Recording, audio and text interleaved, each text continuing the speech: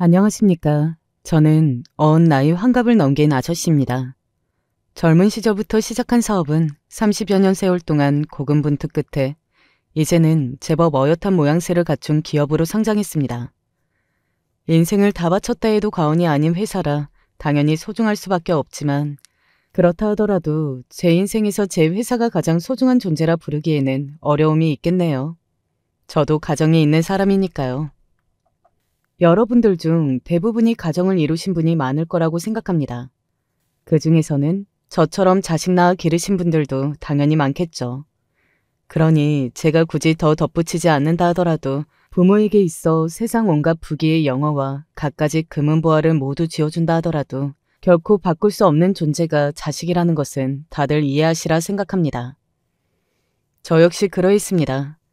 젊은 날에 제 나름대로 불우한 환경에서 고난을 극복하고 일적인 부분으로 성공하게 되고 물심양면으로 항상 제 편을 자처하는 자만 섹시 만나 가정 일구고 눈에 넣어도 아프지 않는 제 새끼들 처음 만났을 때에는 이보다 더한 행복이 있을까 싶었죠. 제 나름대로는 어려운 환경 속에서 일적으로도 사적으로도 성공적인 삶을 이루었다 생각했으니 젊은 패기에 못할 것이 없다고 자신만만했었죠. 한마디로 젊은 날의 저는 세상 무서운 줄 모르는 하룻강아지에 불과했습니다. 그런 제게 닥친 차마 감당하기 어려운 비극적인 시련은 제 자신이 얼마나 초라하고 작은 존재인지를 매순간 일깨워주게 만들었죠. 평생을 죄 많은 부모로 살면서 응어리진 속을 부여잡고 살아왔습니다. 그러니 모든 것을 내려놓았다 생각했던 그때 제게 다시금 찾아온 기회가 얼마나 기적 같은 일이었는지 여러분들께서는 상상하실 수 있겠습니까? 내 아들 윤수야, 아빠는 평생 너를 단 한순간도 잊어본 적이 없다. 너 그렇게 잃고 나서 가슴에 단 한 번도 네가 맺히지 않는 순간이 없었어. 이 못난 아비가 이제야 나타나서 정말 미안하다. 미안하다 내 새끼. 평생을 죄 짓는 기분으로 살아왔습니다. 내가 죽어서도 이 죄를 다 갚을 수 있을까?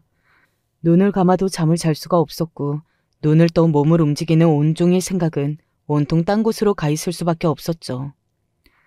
내가 죄가 많은 인간이라 그 죄를 내 새끼가 대신 받는가 싶어 밥 한 술 물 한 모금 목구멍으로 넘기는 일이 염치가 없어 견딜 수 없었던 순간도 있었어요. 그런 모든 순간을 한순간에 잊게 만든 그날은 저를 영원히 잊지 못할 것입니다. 여러분, 눈물 없이는 차마 전하기 어려운 제 기구한 인생 이야기 한번 들어주시겠습니까? 말씀드린 대로 저는 한미한 집안 출신으로 고학생 신분으로 어렵게 대학까지 학업을 마쳤습니다. 항상 부족하고 가난하여 마음까지 시리고 상처받은 일이 많았던 유년 시절이지만 그럼에도 불구하고 열심히 살고자 아등바등 애를 쓰는 저를 도와주시는 감사한 은인들 덕분에 지금 이렇게 사람 구실하며 살 수 있는 게 아닌가 싶습니다. 이렇게 주변 도움 많이 받아가며 세상에 홀로서기라 할 수 있었기에 저 역시 사업 성공 이후로 저와 비슷한 처지의 고학생들을 장학생으로 지원하는 등 제가 세상으로부터 받은 은혜를 다시 돌려드리기 위해 나름대로 애를 많이 썼죠. 30여 년이 넘는 긴 세월 동안 한결같이 제 곁을 지켜준 제 아내 역시 그런 저를 후원해 주셨던 감사하신 분들 중 한 분의 따님이었습니다. 입장 바꿔 생각해서 제가 그런 귀한 딸의 부모였으면 저 같은 처지의 사위에게 딸을 내어주기 쉽지 않았을 텐데 감사하게도 저희 장인 장모님께서는 제 배경이 아닌 저 하나만을 믿고 귀한 따님을 제게 보내주셨죠. 부유하고 명망 있는 가문의 고명딸인 귀하디 귀하게 자란 아내를 신부로 맞던 날 내 인생에서 이보다 더 큰 행복이 있을 수 있을까 하는 생각이 들 정도로 가슴이 벅차올랐습니다. 처가의 재력보다도 그런 재력을 함부로 과시하거나 남용하지 않고 항상 사회에 긍정적으로 환원하기 위해 무진 애를 쓰셨던 올곧은 성품의 장인 장모님을 만나 뵐 수 있었던 것이 더 큰 행운으로 느껴졌습니다. 대학을 졸업한 이후 1인 기업으로 조촐하게 시작했던 제 사업이 어느덧 탄탄하게 자리 잡아 장인 장모님 뵙기에 부끄럽지 않은 수준까지 올라와 있었고 그런데다 더할 나위 없이 사랑스러운 아내까지 세상을 다 얻었다는 표현만으로 부족할 정도로 온 세상의 중심이 저라고 느껴지던 시절이 제게도 있었습니다. 제게 끝없는 행복을 안겨주었던 아내는 눈에 넣어도 아프지 않을 제 귀한 아이들까지 안겨주며 더한 행복을 선사해 주었죠. 첫 아이자 큰딸인 우리 희수가 태어난 지 꼭 5해가 흐르고 난 뒤 아들인 윤수가 태어났습니다. 튼튼하고 씩씩했던 첫 아이보다는 어린 시절부터 잔병 치레를 자주 한 탓에 부모인 저와 아내의 애를 마르게 하기는 했지만 그것도 아이 태어나고 6개월쯤 지나고 보니 볼살이 통통하게 오른 것이 어찌나 사랑스럽던죠. 신생아 시절 잔병 치레한 것도 많이 잦아들고 유순하고 크게 울지도 않아 아비인 저를 보고 방긋방긋 웃던 그 얼굴이 어찌나 사랑스럽던지. 그때만 떠올리면 지금도 빈틈없이 꽉 들어차는 벅찬 감정의 눈가가 시릴 정도입니다. 저나 아내나 둘 다 아이들 교육에 관심이 지대했습니다. 부모라면 다들 마찬가지겠지만 내 자식들이 일찍부터 잘 배워 나중에 사회 나갔을 때 조금이라도 서운한 일을 더 겪지 않기를 바랄 수밖에 없겠죠. 특히나 저 같은 경우에는 일찍 조실부모하고 의지할 만한 일가 친척분들도 계시지 않은 상황에서 오로지 믿을 거라고는 제 공부머리 하나뿐이었기 때문에 더더욱 학업에 정진할 수밖에 없었습니다. 그리고 그 노력이 배신하지 않았다고 믿었죠. 아내 역시 교육학과 출신으로 육아를 하면서도 항상 아이들의 교육 문제에 대해 심도 있게 공부하는 등 노력을 게을리하지 않았습니다. 첫 아이인 희수가 어릴 적부터 워낙 두각을 나타냈기 때문에 초등학교에 입학하기도 전에 영재 교육기관을 통해 별도로 수업을 받기도 했고요. 아직 많이 어리기는 했지만 우리 윤수 역시 희수처럼 양질의 교육을 받게 하고 싶었습니다. 그래서 아직 제 말도 제대로 트이지 않는 아이를 일찍부터 이것저것 문화생활을 접할 수 있게 여러 가지 활동에 참가시키곤 했습니다. 대부분은 아내가 직접 아이들을 데리고 다녔지만 믿을 만한 지인들 소개로 이런 교육을 전문적으로 하는 곳에 보내기도 여럿이었어요.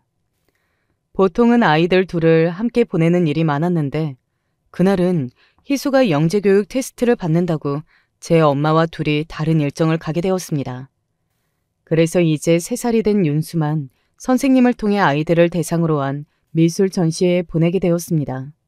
그날 아침에 저는 출근하느라 아이들 엄마는 각자 아이들 나갈 준비를 시키느라 아주 분주했어요.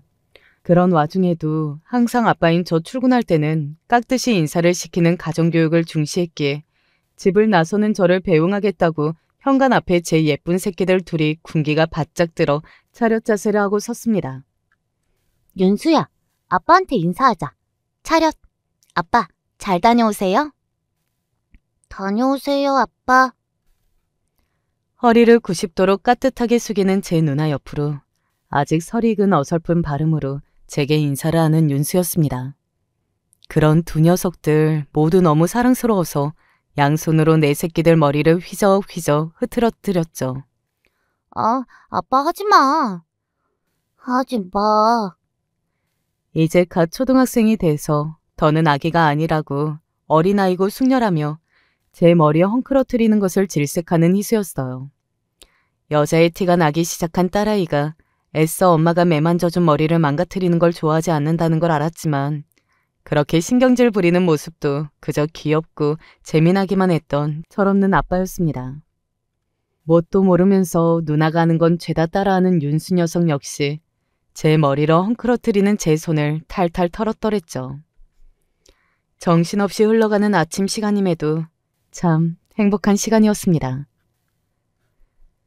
그렇게 조그만 미간을 있는 대로 찌푸리고 도라지를 치던 내 아들의 모습이 그것으로 마지막인 줄 알았더라면 회사가 한순간에 넘어가는 일이 있다 하더라도 절대로 그날 집을 떠나지 않았을 겁니다. 그리 행복했던 순간이 매일같이 이어질 줄 알았는데 그날로 저희 가족의 인생은 완전히 무너지고 말았습니다. 한창 회사에서 바쁘게 업무를 처리하고 있는데 웬일로 집에서 연락이 왔습니다. 어지간해서는 집안일로 제가 회사에서 근무하는 시간에 연락하지 않는 아내였기 때문에 무슨 일인가 싶었죠. 그렇게 받아든 전화에 아내의 목소리는 금방이라도 숨이 끊어질 듯 가파르고 절박했습니다. 여보 어떡해? 우리 윤수가 없어졌대. 그게 무슨 소리야? 여보, 천천히 숨 내쉬고 제대로 설명 좀 해봐, 어? 제게 그 충격적인 한마디를 내뱉고 숨이 끊어질 듯 오열하기 시작한 아내였습니다. 충격이 너무 커서 과호비와 숨이 꺽꺽 넘어가려는 아내의 목소리를 듣는 제 심장이 그만 낭떠러지로 떨어지는 기분이었습니다. 아이들 안전 문제에 각별히 신경을 쓰고 있었기에 보호자 없이는 절대로 아이들끼리만 외출시키지 않았고 저나 아내 중 한 명은 꼭 아이들 곁에 지키려고 노력했습니다. 그날 윤수 혼자 전시회에 보내게 되었을 때도 잠깐 망설이기는 했으나 이미 여러 차례 선생님을 통해 다른 아이들과 함께 비슷한 곳에 다녀온 적이 여러 번이 있었기에 믿고 아이를 맡겼죠. 이제 윤수도 커가면서 그런 식으로 부모의 손이 닿지 않는 곳에서 지내게 될 일이 많아질 텐데 우리가 아이를 너무 과보한 것도 아이 교육에 좋지 않을 거라 애써 불안한 마음을 달래고 아이를 보내기로 결심한 저희 부부였어요. 그러니까 바로 그날이 저희 부부나 제 누나 없이 윤수만 혼자 외출을 했던 첫날이었습니다. 당연히 저희 집을 비롯한 아이들 외가까지 쑥대밭이 되어버렸어요. 헐레벌떡 집으로 달려갔을 때 거의 정신줄을 놓다시피 한 아내를 대신해 이미 장인 장모께서 아동 실종 신고를 해 경찰까지 출동해 있었습니다. 여보, 대체 이게 무슨 일이야? 우리 윤수가 왜 윤수가 없어졌다니? 여보, 어떡해? 희수 데리고 들어오자마자 전화가 울리길래 받아봤더니 우리 윤수만 감쪽같이 사라졌다잖아. 그러고는 다시 바닥에 엎어져서 오열하는 아내였습니다. 그런 아내 모습을 보는 제 심장이 바짝바짝 타들어갔어요. 아직까지 아이가 없어졌다는 현실을 받아들이기도 힘겨운 마당에 당장이라도 숨이 끊어질 듯한 아내 모습을 지켜보고 있자 이 꿈 같은 상황이 너무나도 끔찍하게 여겨졌습니다. 대체 어떻게 이런 일이 있을 수가 있어요? 저희가 선생님을 얼마나 믿었는데. 그제야 집 한쪽 구석에 차마 고개도 들지 못하고 죄인처럼 벌벌 떨고 있는 우리 윤수를 인솔해 갔던 선생님의 모습이 눈에 들어왔습니다. 저도 모르게 눈이 뒤집혀 득달같이 선생님 앞으로 달려갔어요. 선생님, 제발 이게 무슨 일입니까? 제발 말씀 좀 해주세요. 우리 윤수가 대체 왜 없어져요? 그게 분명 아이들 데리고 전시실로 들어갔는데 윤수만 감쪽같이. 죄송합니다. 정말 죄송합니다, 아버님. 제발 울지 마시고 우리 윤수 어디 있는지 말 좀 해주세요. 네? 이미 사라진 아이인데 선생님이라고 더 하실 말씀이 있었겠습니까? 하지만 그것도 오랜 시간이 지난 지금에서야 할 수 있는 생각이지. 그때만 하더라도 당장 내 새끼가 지금 어디에서 어쩌고 있을지도 모르는데 제 눈앞에서 눈물만 흘리고 있는 선생님 모습을 보자니 답답함에 속이 터져나갈 지경이었습니다. 결국 더 자세한 전말은 아이 실종 사건을 담당하신 형사님께 들을 수 있었어요. 그래도 전시장 내부에 CCTV가 설치되어 있어서 윤수군 사라질 때 정황은 담겨 있더군요. 여기 화면에 이 사람 보이시죠? 당장이라도 온 눈에 실핏줄이 다 터질 듯 눈을 부릅뜨고 저와 아내가 화면 속 남자를 주시했습니다. 비록 CCTV상의 당시 기술력으로 소리까지 담겨있지는 않았지만 흑백의 영상 속 모자를 깊게 눌러 쓴 남자가 저희 윤수에게 말을 붙이더군요. 이미 벌어진 일이고 그걸 고스란히 보여주는 영상임을 머리로는 알고 있으면서도 속으로는 제발 윤수야, 저 사람이랑 얘기하지 마 하고 빌고 또 빌었어요. 몇 마디 나누지도 않더니 이내 저희 윤수가 그 남자의 손을 잡고 토박토박 전시실을 나갔습니다. 그것이 아이 모습이 담긴 마지막 영상이었어요. 누구인지 짐작조차 가지 않는 남자의 손을 잡고 사라지는 내 아들의 뒷모습을 보는 부모의 가슴이 천갈래 만갈래 갈갈이 찢겨 나갔습니다. 영상을 보고 다시금 오열하기 시작한 아내마저 쓰러질까 어깨를 꽉 부여쥔 손이 덜덜 떨렸습니다. 형사님, 이 남자 대체 누굽니까? 아직 아무 소식도 없어요? 저희가 두 분께 묻고 싶었던 게 바로 그겁니다. 자세히 한 번만 더 보세요. 정말 이 남자 누구인지 모르시겠어요? 몰라. 아무리 봐도 이런 사람하고는 만난 적이 없는데 대체 누구길래 우리 애를. 저도 모르는 사람입니다. 혹시 모르니까 저희 직원들하고 접촉이 있는 사람인지 한번 확인해 보겠습니다. 네. 윤수근이 아무런 저항이나 거부 반응 없이 손을 잡고 나간 걸로 봐서는 저희는 면식범이 아닐까 생각하고 있는데 두 분께서 모르는 얼굴이라 하시니 조금 난감하네요. 그럼 뭐라도 단서가 될 만한 것들을 떠올리시면 말씀해 주세요. 처음에 실종으로 신고가 들어가기는 했으나 결국은 유괴 사건으로 전환이 될 수밖에 없었습니다. 제발 이 일이 그저 나중에 웃으며 넘길 수 있는 해프닝으로 끝나기를 바라고 또 바랐지만 불행하게도 그런 일은 일어나지 않았습니다. 그렇게 하루 이틀 시간은 점점 흘러만 가는데 여전히 우리 윤수에 대한 소식은 실마리조차 찾을 수 없었어요. 그러는 동안 아내는 까무러쳤다 깨어나서 다시 윤수를 찾으며 울부짖기를 반복했습니다. 한마디로 사람 꼴이 아니었어요. 저러다 윤수 찾기도 전에 아내가 먼저 잘못될까봐 너무나 두려웠습니다. 제 딸이 손자를 잃고 하루하루 말라 죽어가는 모습을 보는 장인 장모님께서는 또 어떠셨겠어요. 세상 남부러울 것 없었던 다복하고 행복이 넘치는 가정은 어느새 세상에서 가장 불행한 가정이 되고 말았습니다. 아빠, 나 집에 언제 가요? 사태가 심상치 않게 돌아가고 있는데 도저히 딸아이인 희수를 저희가 챙길 여력이 되지 않았어요. 그렇게 엄마가 감기에 걸려서 옮을까 걱정이 된다는 핑계를 대서 희수를 처갓집에 맡겨놓았습니다. 하지만 워낙 똘똘한 아이이다 보니 아마 처음부터 뭔가 이상하다는 눈치를 채고 있었을 겁니다. 거기다 아무리 감기가 걸렸다곤 하나 다정한 엄마 아빠가 자기 얼굴 한번 보러 오지 않는데 아이 입장에서는 불안할 수밖에 없었겠죠. 더군다나 엄마가 아프다고 외갓집으로 건너갔는데 동생인 윤수는 보이질 않으니 아이도 불안하다 못해 무서웠을 겁니다. 어떻게든 그런 딸아이를 달래주려 했지만 낌새가 이상함을 눈치챘음에도 불구하고 눈치가 빤한 아이가 제 동생 이야기를 묻지 않는 것에 어떻게 대응해야 할지 몰라 목이 메었습니다. 희수야, 미안해. 엄마가 조금 더 쉬셔야 할 것 같아. 아빠가 금방 우리 희수 데리러 갈게. 조금만 기다려줘. 알았지? 그렇게 전화를 끊고 아내나 장인 장모님께서 혹여나 들으실까 싶어 양손으로 제 입을 틀어막고 구석에 박혀 오열했습니다.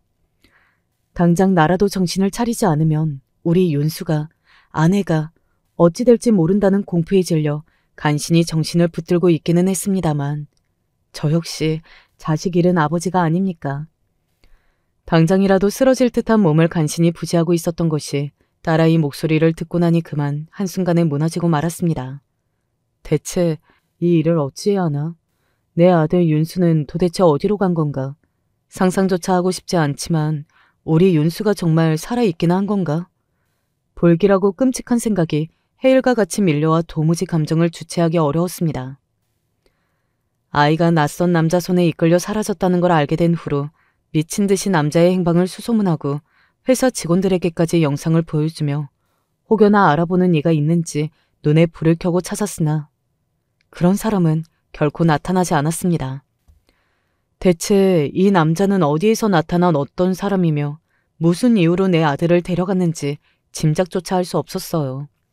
보통 유괴라고 하면 돈을 요구하는 게 대부분이고 제가 하고 있는 사업이나 아이들 외가의 경제력을 고려하면 충분히 돈을 요구할 법도 한다고 예상했지만 그 이후로 아이를 데려갔다는 사람에게서 접촉은커녕 전화 한 통 받은 적이 없었습니다. 경찰 측에서도 금방 범인으로부터 연락이 올 줄 알았는데 오히려 며칠이 지나도록 잠잠하자 난감해하는 기색이 느껴졌습니다. 보통 이럴 때는 아이를 인질로 잡아 금전을 요구하는 것이 대부분인데 이렇게 아무런 연락이 없는 것이 솔직히 상황이 더 어렵습니다. 이렇게 유괴가 장기적으로 이어지는 상황에서는 최악의 상황까지 고려를 하심이 안 돼요. 안 돼. 윤수야. 일주일이 넘도록 사건에 전혀 진척이 없자 저희 부부 안색을 살피며 어렵게 입을 땐 형사님이셨습니다. 그 말을 듣고 거의 산송장이 된 아내가 또다시 경기를 일으키며 입에 거품을 물고 뒤로 넘어갔어요. 여보, 정신 차려. 제발 정신 차려, 여보. 충격에 정신을 놓아버린 아내를 부여잡고 피를 토하는 심정으로 울부짖었습니다. 대체 내게 왜 이런 일이 생겼나? 세상을 너무 만만하게 생각한 내 자만에 대한 벌을 내리시는 건가? 데려갈 거면 차라리 나를 데려가지. 그 어린 것을, 내 어린 아들이 무슨 죄가 있다고 그 아이를 데려갔나? 온 세상에 저주를 퍼붓고 싶은 심경이었습니다. 그러다 또 퍼뜩 내가 이렇게 악랄한 마음을 먹어 내 자식한테 해라도 끼칠까 싶어 누구인지도 모를 존재에게 다시 사죄를 하고 빌고 또 빌었습니다. 제발 우리 윤수, 내 새끼만 돌려주세요. 돌려만 주신다면 제가 가진 건 무엇 하나 빼지 않고 다 가져가셔도 좋으니 제발 내 새끼만 돌려주십시오. 차라리 제 목숨을 내놓으라 하시면 아깝다는 생각조차 하지 않고 내어드릴 수 있노라 그렇게까지 생각했습니다. 그럼에도 불구하고 결국 나의 사랑하는 아들 윤수는 다시는 저희 가정으로 돌아오지 못했습니다. 시일이 지나자 유괴 사건 때문에 저희 집을 들락거리던 형사들의 발걸음도 뜸해지고 집에는 무거운 침묵만이 감돌았습니다. 언제까지 딸아이를 외갓집에만 둘 수도 없어 집으로 아이를 데려오면서도 이게 맞는가 싶었습니다. 이미 사람 꼴이 아닌 제 엄마를 보고 충격을 받은 딸아이의 눈빛을 지금도 기억합니다. 아이 역시 그런 상황을 견디기가 정말 힘들었을 거예요. 누구보다 다정했던 엄마가 저 꼴이 된 것도 모자라 누나 뒤를 졸졸 쫓아다니며 누나가 하는 말이며 행동을 그대로 따라하던 앵무새 같은 동생 윤수는 흔적조차 보이지 않았습니다. 아무래도 아이가 제 엄마 꼴이나 돌아가는 상황을 알게 된 후 받을 충격을 고려해 장인 장모님이 먼저 운을 떼신 모양이었어요. 두 눈에 눈물이 그렁그렁 하면서도 끝까지 제게 윤수의 이름을 꺼내지 않은 딸아이를 보니 너무나 가슴이 아파 온몸이 욱신거리는 기분이었습니다. 그런 딸을 부둥켜 안고 마치 저 자신에게 하는 말인 듯 중얼거렸어요. 괜찮아. 이수야, 괜찮아. 다 괜찮아질 거야. 괜찮아. 괜찮아. 하지만 한순간에 자식을 잃었는데 저희 부부 인생이 괜찮아질 날이 오겠습니까? 그 후로 저희 가정은 어둡고 음울한 슬픔에 잠겨야만 했습니다. 아내는 정신과 치료까지 병행하기 시작했어요. 저대로 두었다간 정말 아내까지 잃어버릴 판이었습니다. 더군다나 딸아이인 희수 입장에서도 저런 엄마의 모습을 감당하기가 여간 힘든 일이 아니었겠죠. 아내 역시 아마 희수가 없었더라면 진작 세상을 버리고도 남았을 겁니다. 좀처럼 기운을 차리지 못하면서도 마지못해서라도 정신과 치료라도 받았던 건 역시 오로지 희수 때문이었겠죠. 하지만 근본적인 아내의 불행의 원인이 해결되지 않았는데 아내의 차도를 기대하기는 힘든 상황이었습니다. 서로 신경이 극도록 날카로워져 있는 상황에서 말 한마디 잘못했다 서로의 상처를 건드리게 될까 무서워 부부 사이에 대화 한마디 나누는 것도 어렵고 조심스러웠습니다. 저는 저대로 가장의 무게를 짊어지고 나까지 무너지면 아내와 희수는 어쩌나 싶어 마음의 괴로움을 허심탄회하게 털어놓을 수조차 없어 속병으로 가슴이 썩어나는 기분이었습니다. 그럴수록 더욱 미친 듯이 일에 몰두했어요. 일이라도 잡고 있지 않으면 저까지 미쳐버릴까 두려웠습니다.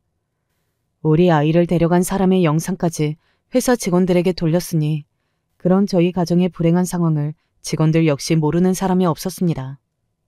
고맙게도 그런 저의 괴로운 마음을 헤아려주는 직원들 덕분에 회사에서도 배려를 많이 받았습니다. 아이를 잃고 집은 쑥대밭이 되고 자식 잃은 고통을 감당하지 못해 미친 듯이 일에만 몰두하는 제 회사 대표가 불편할 수도 있는데도 그런 저를 안타까워하고 묵묵히 회사의 뒷받침이 되어준 오랜 저희 직원들께는 지금도 그저 감사하고 또 감사할 따름입니다. 저나 제 아내에게나 윤수가 사라진 그날 이후로 마치 시간이 멈춰버리는 듯 했습니다. 아이를 잃었던 그 끔찍한 날에서 단 한 발자국도 나아가지 못하는 부모를 보는 희수 역시 괴로웠겠죠. 그 아이 역시 사랑에 맞이하는 제 동생을 잃었는데 그런 상처를 풀 수조차 없었을 겁니다. 희수가 돌아온 이후로 윤수의 이름은 저희 집에서 마치 금기호처럼 되어 있었습니다. 어두운 집안 분위기에 항상 조잘조잘 수다스러웠던 딸아이의 명랑한 목소리도 끊긴 지 오래되었습니다.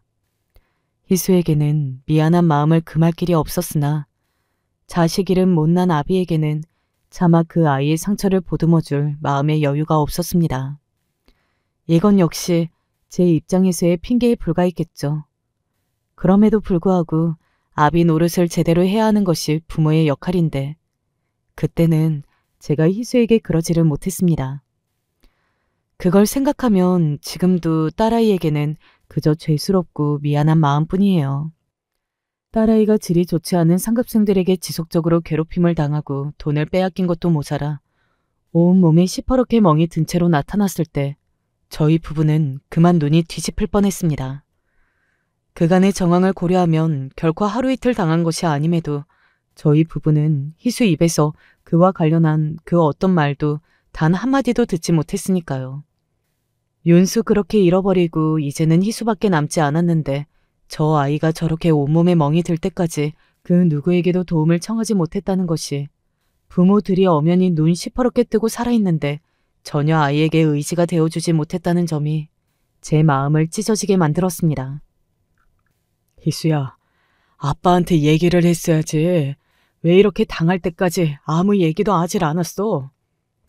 애가 끊어지는 심정으로 묻는 말에도 묵묵히 입을 다물고 있는 아이를 보면서 어찌 제가 그 이유를 모를 수가 있었겠습니까?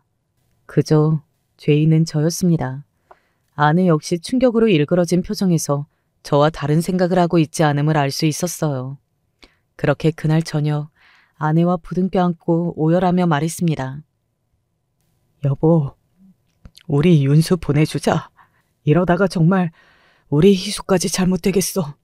우리 윤수가 얼마나 누나를 좋아했는데 우리가 희수가 이렇게 지내는 거 윤수도 절대 바라지 않을 거야. 여보, 우리 윤수 불쌍해서 어떡해? 우리 희수 불쌍해서 어떡해? 잃은 자식에게 매달려 남아있는 아이까지 불행의 구렁텅이로 밀어넣을 수는 없었습니다. 윤수를 잃어버리고 벌써 수년이 흘렀지만 사설업체까지 고용하여 윤수의 행적을 찾아보겠다고 애를 쓰던 저희 부부였습니다. 그러는 동안 여전히 윤수는 흔적조차 발견할 수 없었고요. 이미 초반에 아이를 잃어버렸을 때 형사로부터 최악의 상황을 가정해야 함을 들었음에도 차마 부모로서 그럴 수는 없었습니다.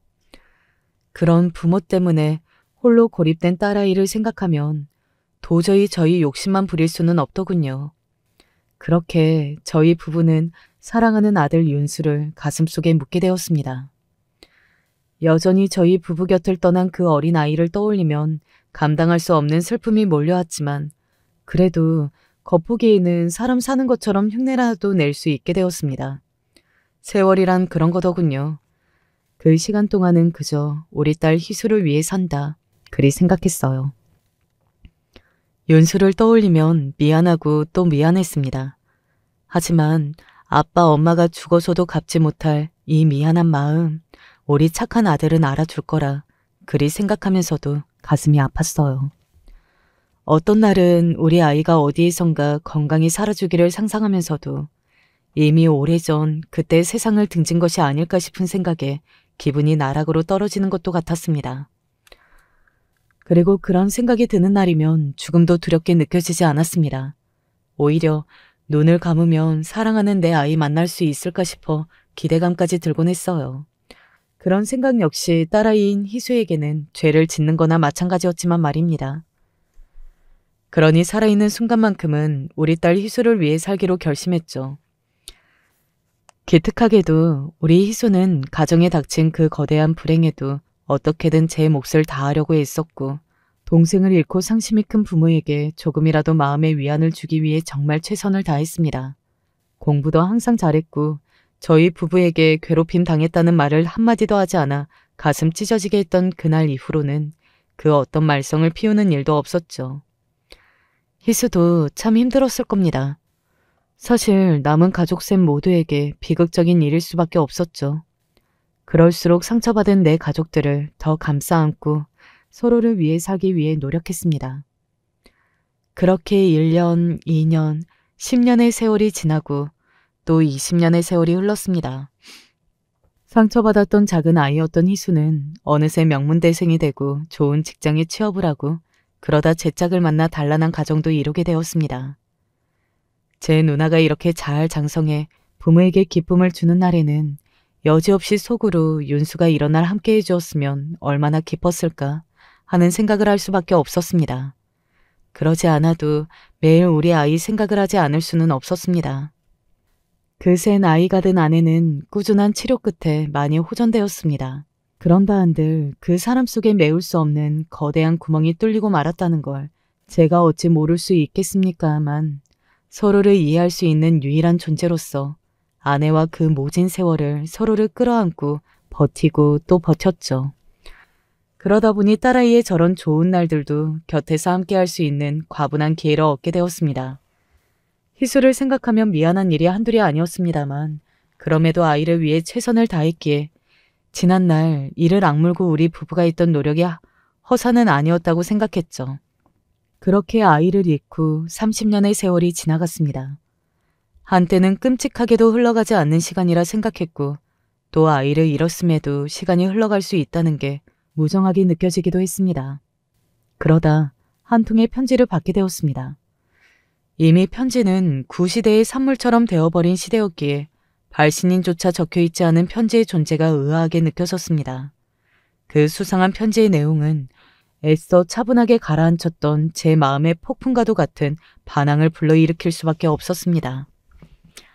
바로 저희 부부가 30여 년 전 잃었던 저희 아들 윤수에 대한 내용이 적혀있는 편지였으니까요. 잘못했습니다. 정말 죽을 죄를 지었습니다. 아이는 보육원에 맡겼습니다. 글자를 한 글자 한 글자 곱씹어 보아도 도무지 머리에 인식이 되지를 않았습니다. 저희 집이 경제적으로 여유가 있다 보니 한 번씩 괜찮아지겠다 싶으면 이런 식으로 들쑤시며 금전적으로 사기를 치려드는 사람이 없었던 것은 아닙니다. 저희 부부가 쉽게 미련을 버리지 못했던 것도 한 번씩 이런 일이 생길 때마다 주체할 수 없을 정도로 흔들릴 수밖에 없기 때문이었어요. 여러분, 어떻게 그러지 않을 수가 있었겠습니까? 머리로는 말도 안 되는 소리라는 걸 알면서도 부모의 마음이라는 게 자식이 걸린 문제에서 어떻게 냉정해질 수가 있었겠습니까? 하지만 그것도 아이 잃어버리고 초반 10년의 일이지. 그 이후로는 이런 일이 있었던 적이 없었습니다. 이어진 편지의 내용은 이러했어요. 편지를 보낸 사람은 아이를 데려간 남자의 아내라고 했습니다. 생활고 때문에 나쁜 마음을 먹은 남편이 아이를 데려갔으나 이를 발견한 아내가 눈물로 호소해 돈을 요구하지 않았다고요. 하지만 남편이 유괴범으로 처벌받을 것을 두려워한 나머지 제 아이를 보육원에 데려다 주었다는 겁니다. 이미 내 아들을 데려갔던 그 때려 죽일 놈은 병으로 세상을 떠나고 자기 역시 살 날이 얼마 남지 않은 상황에서 그간의 죄를 고해하는 편지를 제게 보낸 거였습니다. 동본된 편지에는 아이를 데려다 준 보육원의 이름과 당시 아이의 사진이 동봉되어 있었습니다. 눈을 씻고 보아도 틀림없는 우리 윤수가 확실했어요. 우리 부부가 잃어버렸을 때보다는 약간 더 큰 모습이었지만 내 자식을 알아보지 못할 수는 없었습니다. 아이를 잃어버린 후 처음으로 찾은 실마리였습니다. 그 편지를 부여잡고 얼마나 미친 사람처럼 울고 또 웃었는지 모릅니다. 아이와 우리 가족의 사이를 갈라놓은 이 때려 죽일 범죄자들을 생각하면 당장에 갈아 마셔도 그 분함이 풀리지 않을 지경이었습니다. 그런 짓거리를 버려놓고 죽기 전에 양심의 가책 좀 덜어보겠다고 30년이나 흘러서야 이 사실을 밝히는 편지를 자기 실명도 밝히지 않은 채 보낸 그 천인공노할 범죄자에게 저주를 쏟아부었어요. 그러면서도 죽을 때 끝까지 진실을 묻었으면 알 수 없었던 일을 지금이나마 밝혀주었다는 사실에 분하지만 감사한 마음이 들었습니다. 어쩌면 정말로 내 아이를 다시 만날지도 몰라. 수십 년간 억누르고 억눌렀던 기대감이 날뛰기 시작했습니다. 물론 이 모든 일은 비밀에 붙였습니다. 아내가 우리 윤수를 잃고 어떤 세월을 보냈는지 저보다 더 잘 아는 사람은 없습니다. 저부터도 이 편지를 받고 실성한 사람처럼 기분이 오르락내리락거리고 있었어요. 확실하지 않은 이로 아내를 기대하게 만들 수는 없었기에 저는 홀로 이 사실을 알고 있기로 하고 우리 윤수를 찾아보기로 결심했습니다. 그렇게나 바람하지 않았던 실마리를 잡게 되었는데 도저히 그러지 않을 수가 없었어요. 물론 이제 와서 경찰의 도움을 받기는 어려웠으니 개인적인 방향으로 해결하는 수밖에 없었습니다. 결국 갈 곳은 흥신소뿐이더군요.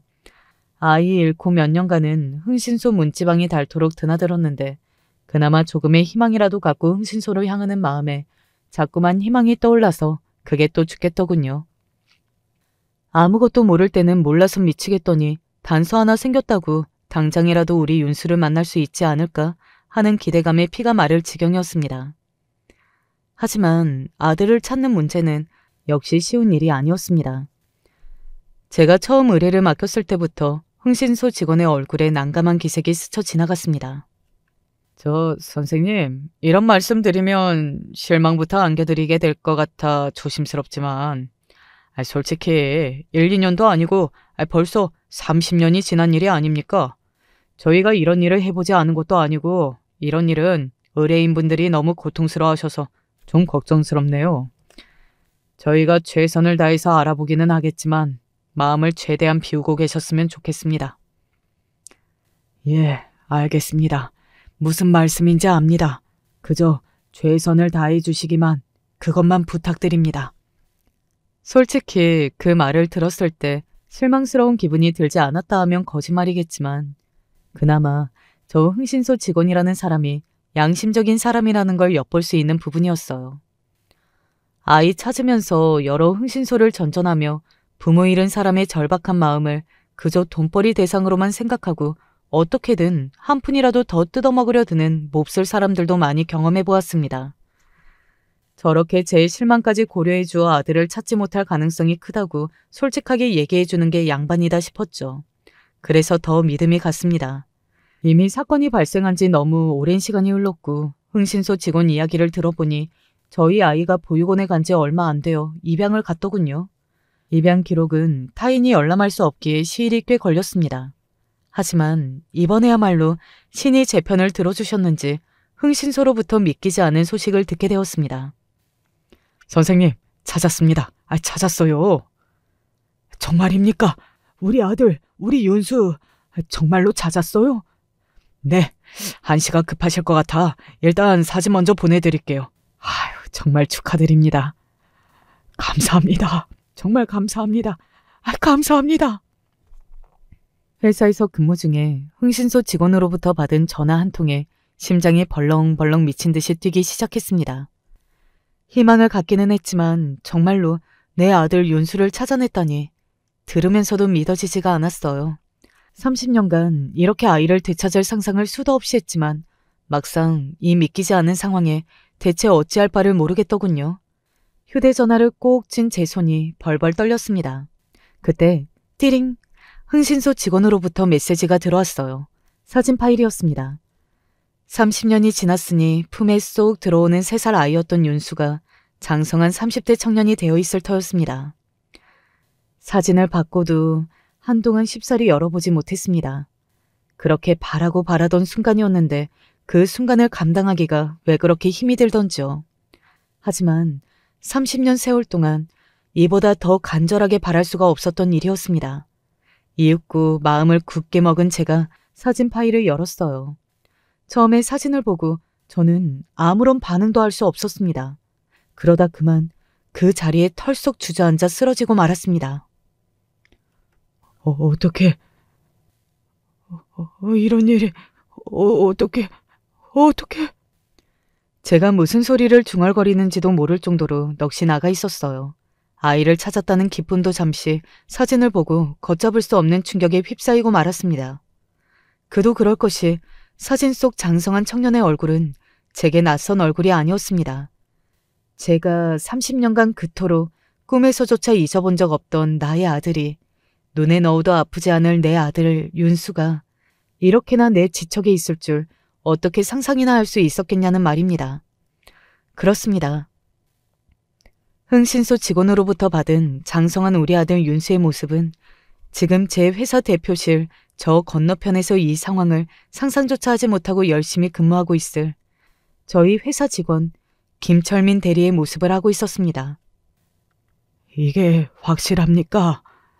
정말 이 사람이 우리 윤수가 맞아요? 확실합니다. 주소지랑 개인정보 같이 받으셨죠? 저희도 이 일하면서 이런 경우는 처음입니다. 이미 흥신소 직원이 저희 윤수가 제 곁에서 일하는 직원이라는 것을 확인한 후였습니다. 믿기지 않음에도 믿지 않을 수가 없었어요. 그렇게 대표실 문을 벌컥 연 저는 저도 모르게 스르륵 사무실 정중앙에 가 섰습니다. 한창 열심히 일하던 직원들이 영문을 모르고 우두커니 선 저를 바라봐왔어요. 그 수많은 직원 중에서도 내 아들 윤수, 김철민 대리의 모습이 제 눈에 와 박혔습니다. 다 알고 보니 선한 눈동자가 틀림없는 우리 윤수인데 그동안 어떻게 이걸 모를 수가 있었나 싶어 기가 막혔습니다. 어리둥절하고 걱정스러운 표정으로 제게 다가온 김철민 대리가 제게 말했습니다. 대표님, 괜찮으세요? 어디 편찮으세요? 저도 모르게 부끄러운 줄도 모르고 그 자리에 서서 엉엉 오열하고 있었습니다. 영문을 모르고 걱정스러운 마음에 달려온 김철민 대리. 아니, 내 아들 윤수를 놓칠세라 두려워 덥석 끌어안고서는 그 자리에서 어린아이처럼 엉엉 울고 또 울었어요. 윤수야, 윤수야, 아빠야. 윤수야, 아빠가 미안해. 윤수야. 혼란스러워하는 윤수의 표정을 읽었음에도 차마 제대로 된 말을 떼기가 어려웠습니다.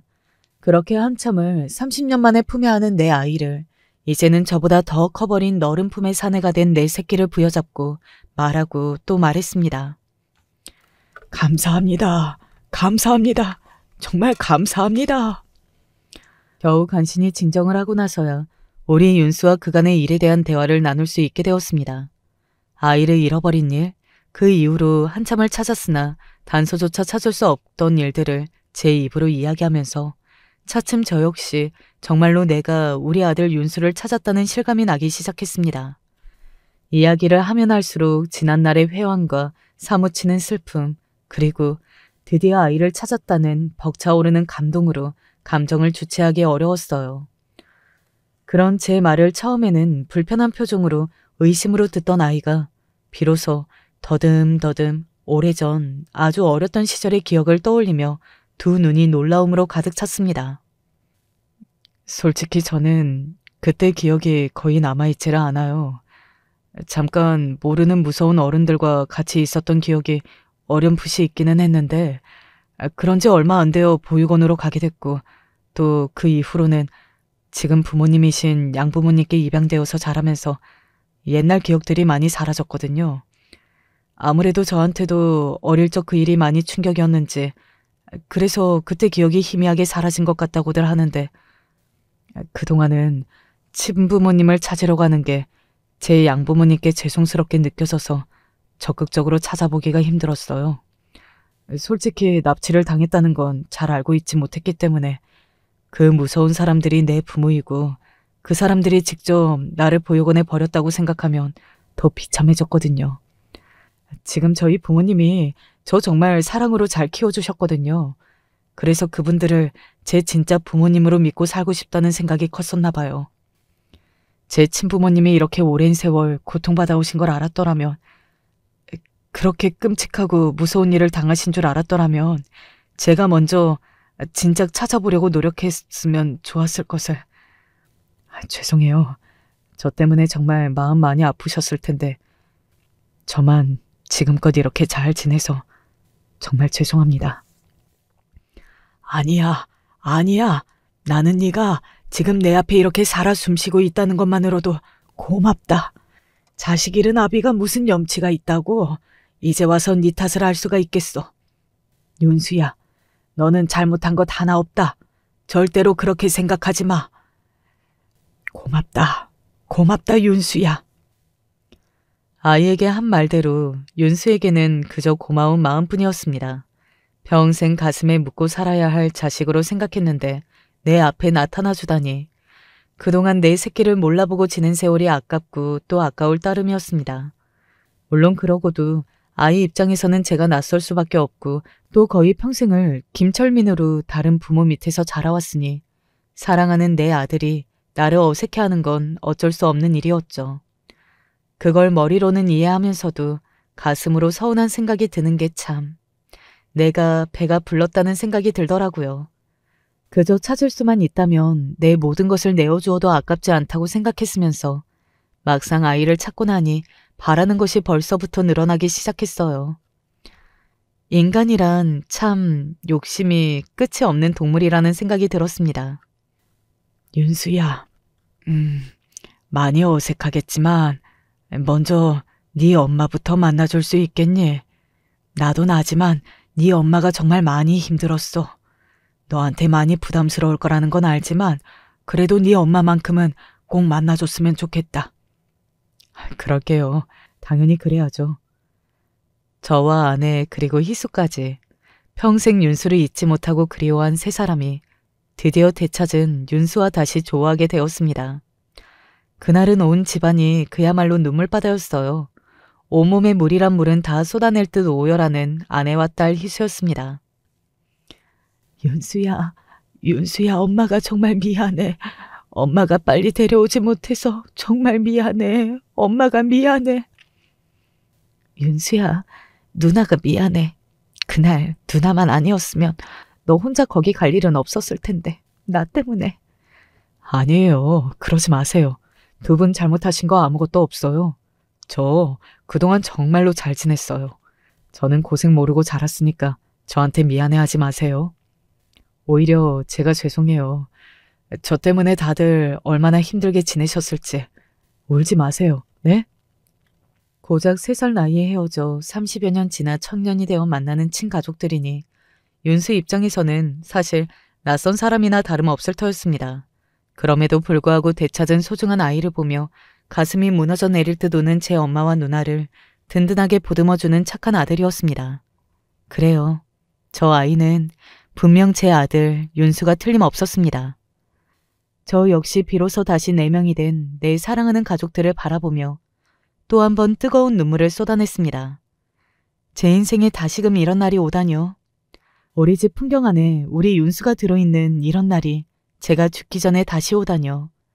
이보다 더한 기쁨이, 이보다 더 큰 행복이 있을 수 있을까요? 비로소 그 긴 시간 끝에 제 가정이 완전해졌음을 실감하는 순간이었습니다. 그 이후로는 그야말로 행복이 넘치는 시간만이 이어졌습니다. 먼저 피 한 방울 안 섞인 우리 윤수를 가족으로 받아들여 주시고 지금껏 사랑으로 키워주신 감사한 양부모님께 인사를 드렸습니다. 정말 감사합니다. 우리 아이 살려주셔서, 이렇게 잘 키워주셔서 어떤 말로 이 감사함을 표현해야 할지 모르겠습니다. 두 분이 정말 저희의 은인이십니다. 덕분에 저희가 숨쉬고 살 수 있게 되었어요. 정말 감사드립니다. 감사합니다. 저희야말로 우리 귀한 아들 낳아주셔서 정말 감사드려요. 아이한테 그간의 이야기는 전해 들었습니다. 그동안 얼마나 괴로우셨을지 저희가 좀 더 일찍 아이 친부모를 찾으려 노력했어야 하는데 아닙니다. 저희는 그저 감사하는 마음뿐입니다. 한눈에 보아도 저희 윤수가 두 분 아래에서 얼마나 사랑받고 자랐는지 모를 수가 없었습니다. 그동안 아이에게 그 사랑 주지 못한 저희 부부 입장에서는 사무치는 시간이었으나 그럼에도 저 두 분 덕에 제 아이가 부족함 없이 잘 자라났으니 그저 감사하고 또 감사했어요. 흥신소 직원분께도 사례를 톡톡히 했습니다. 그분 아니었다면 지금의 기쁨도 없었겠죠. 이 일하면서 이렇게 보람찬 일이 또 있었을까 싶네요. 정말 잘 됐습니다. 진심으로 축하드려요. 저희 부부에게 축하를 건네는 직원분 표정이 환한 것이 다들 우리 윤수를 되찾은 일을 내일처럼 기뻐해 주셔서 그저 감사할 따름이었습니다. 윤수와는 서로의 집으로 오가며 조금이라도 시간을 함께 보내려 노력하고 있습니다. 대화를 나누면 나눌수록 예전 어릴 때의 기억이 조금씩 떠오르는 모양인지 조금씩 서로의 공감대가 높아질 때마다 기쁘고 애틋한 마음이 또 눈물을 쏟기가 여러 번이었습니다. 하지만 이번에야말로 슬픔과 절망이 아닌 기쁨과 환희의 눈물이니 더는 예전과 같은 아픔을 겪지는 않겠죠. 그렇게 지나간 시간이 아쉬울 만큼 서로의 곁에서 머무르며 지내고 있어요. 제 이야기는 여기에서 끝이 났습니다. 여기까지 이야기하고 나니 지난 세월의 아픔과 괴로움이 드디어 끝이 났다는 것이 실감나기도 합니다. 여러분, 저희 가족 정말 행복하게 잘 지낼게요. 그동안 상처가 많았던 만큼 서로를 더욱 귀하게 여기며 사랑하며 살겠습니다. 긴 이야기 귀 기울여 들어주셔서 정말 감사드립니다. 저는 요즘 눈 뜰 때마다 그렇게 모든 게 허무할 수가 없고 다른 사람들은 무슨 낙으로 그렇게 일어나서 밥을 먹고 움직이는지 궁금할 지경입니다. 저도 그렇게 살아봤으니 별거 없이 그냥 순리대로 움직인다는 것을 알지만 요새 제가 너무 힘이 없어서 그런 것 같아요. 제가 태어났을 무렵에 아버지는 안 계셨고 어머니께서 홀로 자식들을 키워오셨어요. 아무래도 형편이 넉넉지 않고 형제들도 있다 보니 공부도 많이 하지 못했는데요. 그래도 어찌어찌 나중에 기술을 배워서 잠깐 직장도 다녔어요. 하지만 썩 대단한 직장은 아니라서 그마저도 벌이가 시원찮았어요. 그러던 차에 다른 일을 좀 알아보면서 저도 어느새 나이를 조금씩 먹어가고 있었는데 이상하게도 이런 저를 보고 좋다는 여자가 있더군요. 처음에는 돈도 없고 학력도 안 되는 내가 뭐가 그렇게 좋은가 싶었는데 그 여자는 어릴 때 자기네 부모님이 일찍 돌아가셔서 일찍 가정을 꾸리고 싶다고 하더군요. 민식 씨, 우리 얼른 결혼해서 같이 살아요. 어머니한테 인사도 가고요. 여자 쪽에서 너무 적극적이기도 했고 우리 집 식구들은 딱히 능력도 없는 막내 아들이지만 이대로 뒀다가는 정말 장가를 안 갈까봐 걱정했던 것 같아요. 그런 타이밍이 잘 맞물려서 형제들이 조금씩 돈을 보태주기도 해서 둘이 겨우 작은 방을 하나 얻어 살게 되었어요. 이후 1년의 시간이 지나 아내는 임신을 하게 되었고 남자아이 하나를 낳게 되었어요. 아버지에 대한 기억이 전혀 없는 내가 아버지가 된다니 아들이 태어나던 날의 감상은 정말 벅차오르다 못해 어디다 표현할 길이 없더군요. 안간힘을 쓰며 고생해준 아내도 고맙고 핏덩이로 나와서 앵앵거리며 눈도 제대로 뜨지 못하는 그 생명체를 보니 가슴 저 밑에서부터 뭔가가 끓어오르는 게 느껴졌어요. 정말 그간 별 관심이 없고 제대로 돌아보지도 않았던 내 인생이지만 이제는 정말 장난이 아니다. 앞으로는 더 열심히 살아야 한다는 생각을 하게 되었어요. 그러면서 제대로 된 직업도 있어야 할 것 같아서 근처 알고 있던 사장님을 통해 일자리를 소개받기도 하고 관리하는 업무를 보기도 했어요. 그렇게 해서 나름 제 수준에서는 생활비를 당시 모자라진 않게 아내에게 주었다고 생각해요. 아내도 늘 고마워하면서 받았고 돈을 갖다 줄 때마다 맛있는 찌개와 돼지고기를 잔뜩 삶아서 항상 든든하게 차려주었거든요. 그런데 아내는 갑자기 왜 그런 선택을 하게 된 걸까요? 당시 저는 길가에 있는 누구라도 붙들고 묻고 싶은 심정이었어요. 이미 수십 년이 지나버린 일이지만 이때의 아내의 모습을 여전히 이해할 수가 없어요. 아이를 낳은 지 1년도 채 되지 않아 아내는 나와 아들 앞에서 사라져버렸거든요. 그냥 아들을 잘 부탁한다는 내용만 있었을 뿐 저에게 어떤 말도 없는 쪽지만 두고 말입니다. 사람이 너무 충격을 받으면 말도 안 나오고 그 상황에서 이 다음으로 어떻게 나아가야 할지 판단이 안 서나 봅니다. 주인집 아주머니 댁에 가서 이런저런 사정 설명을 하며 아무런 방법도 뭣도 없는 하소연을 했는데 그때 충격적인 이야기를 듣게 되었습니다. 아내는 그냥 나와 아들 앞에서 사라진 게 아니라 본인보다 더 몇 살 어린 동네 남자랑 바람이 났더군요. 그 상황에 완전히 넋이 나가 며칠을 술만 마시며 괴로워하고 있는데 당장 갓난쟁이 아들은 먹을 걸 달라고 울어대니 답이 없더군요. 아무리 제가 이렇게 배신을 당하고 죽겠는 심정이라고 해도 눈앞에 있는 생명을 그냥 놔두고 사치스럽게 슬퍼할 수도 없었습니다. 결국 정말 울며 겨자 먹기로 낮 시간에는 슈퍼 아주머니께 얼마 드리고 아들을 맡겨두고 그전보다 더 험악하게 일을 해야만 했어요. 땀으로 범벅이 되어서 슈퍼집 아주머니께 아들을 받아 안으면 아들 역시 곤하고 땀에 절은 얼굴로 저를 바라보는데 얼마나 가슴이 아팠는지 모릅니다. 제 엄마가 있었으면 편히 안겨서 어디 산책이라도 다니고 엄마 품에서 실컷 놀았을 텐데 말이에요.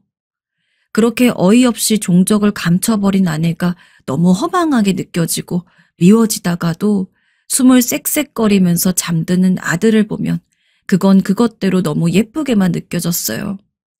그렇게 아주 힘겹게 일을 이어가면서 배를 골아가면서 아들과의 거처를 겨우 서울로 옮기게 되었습니다.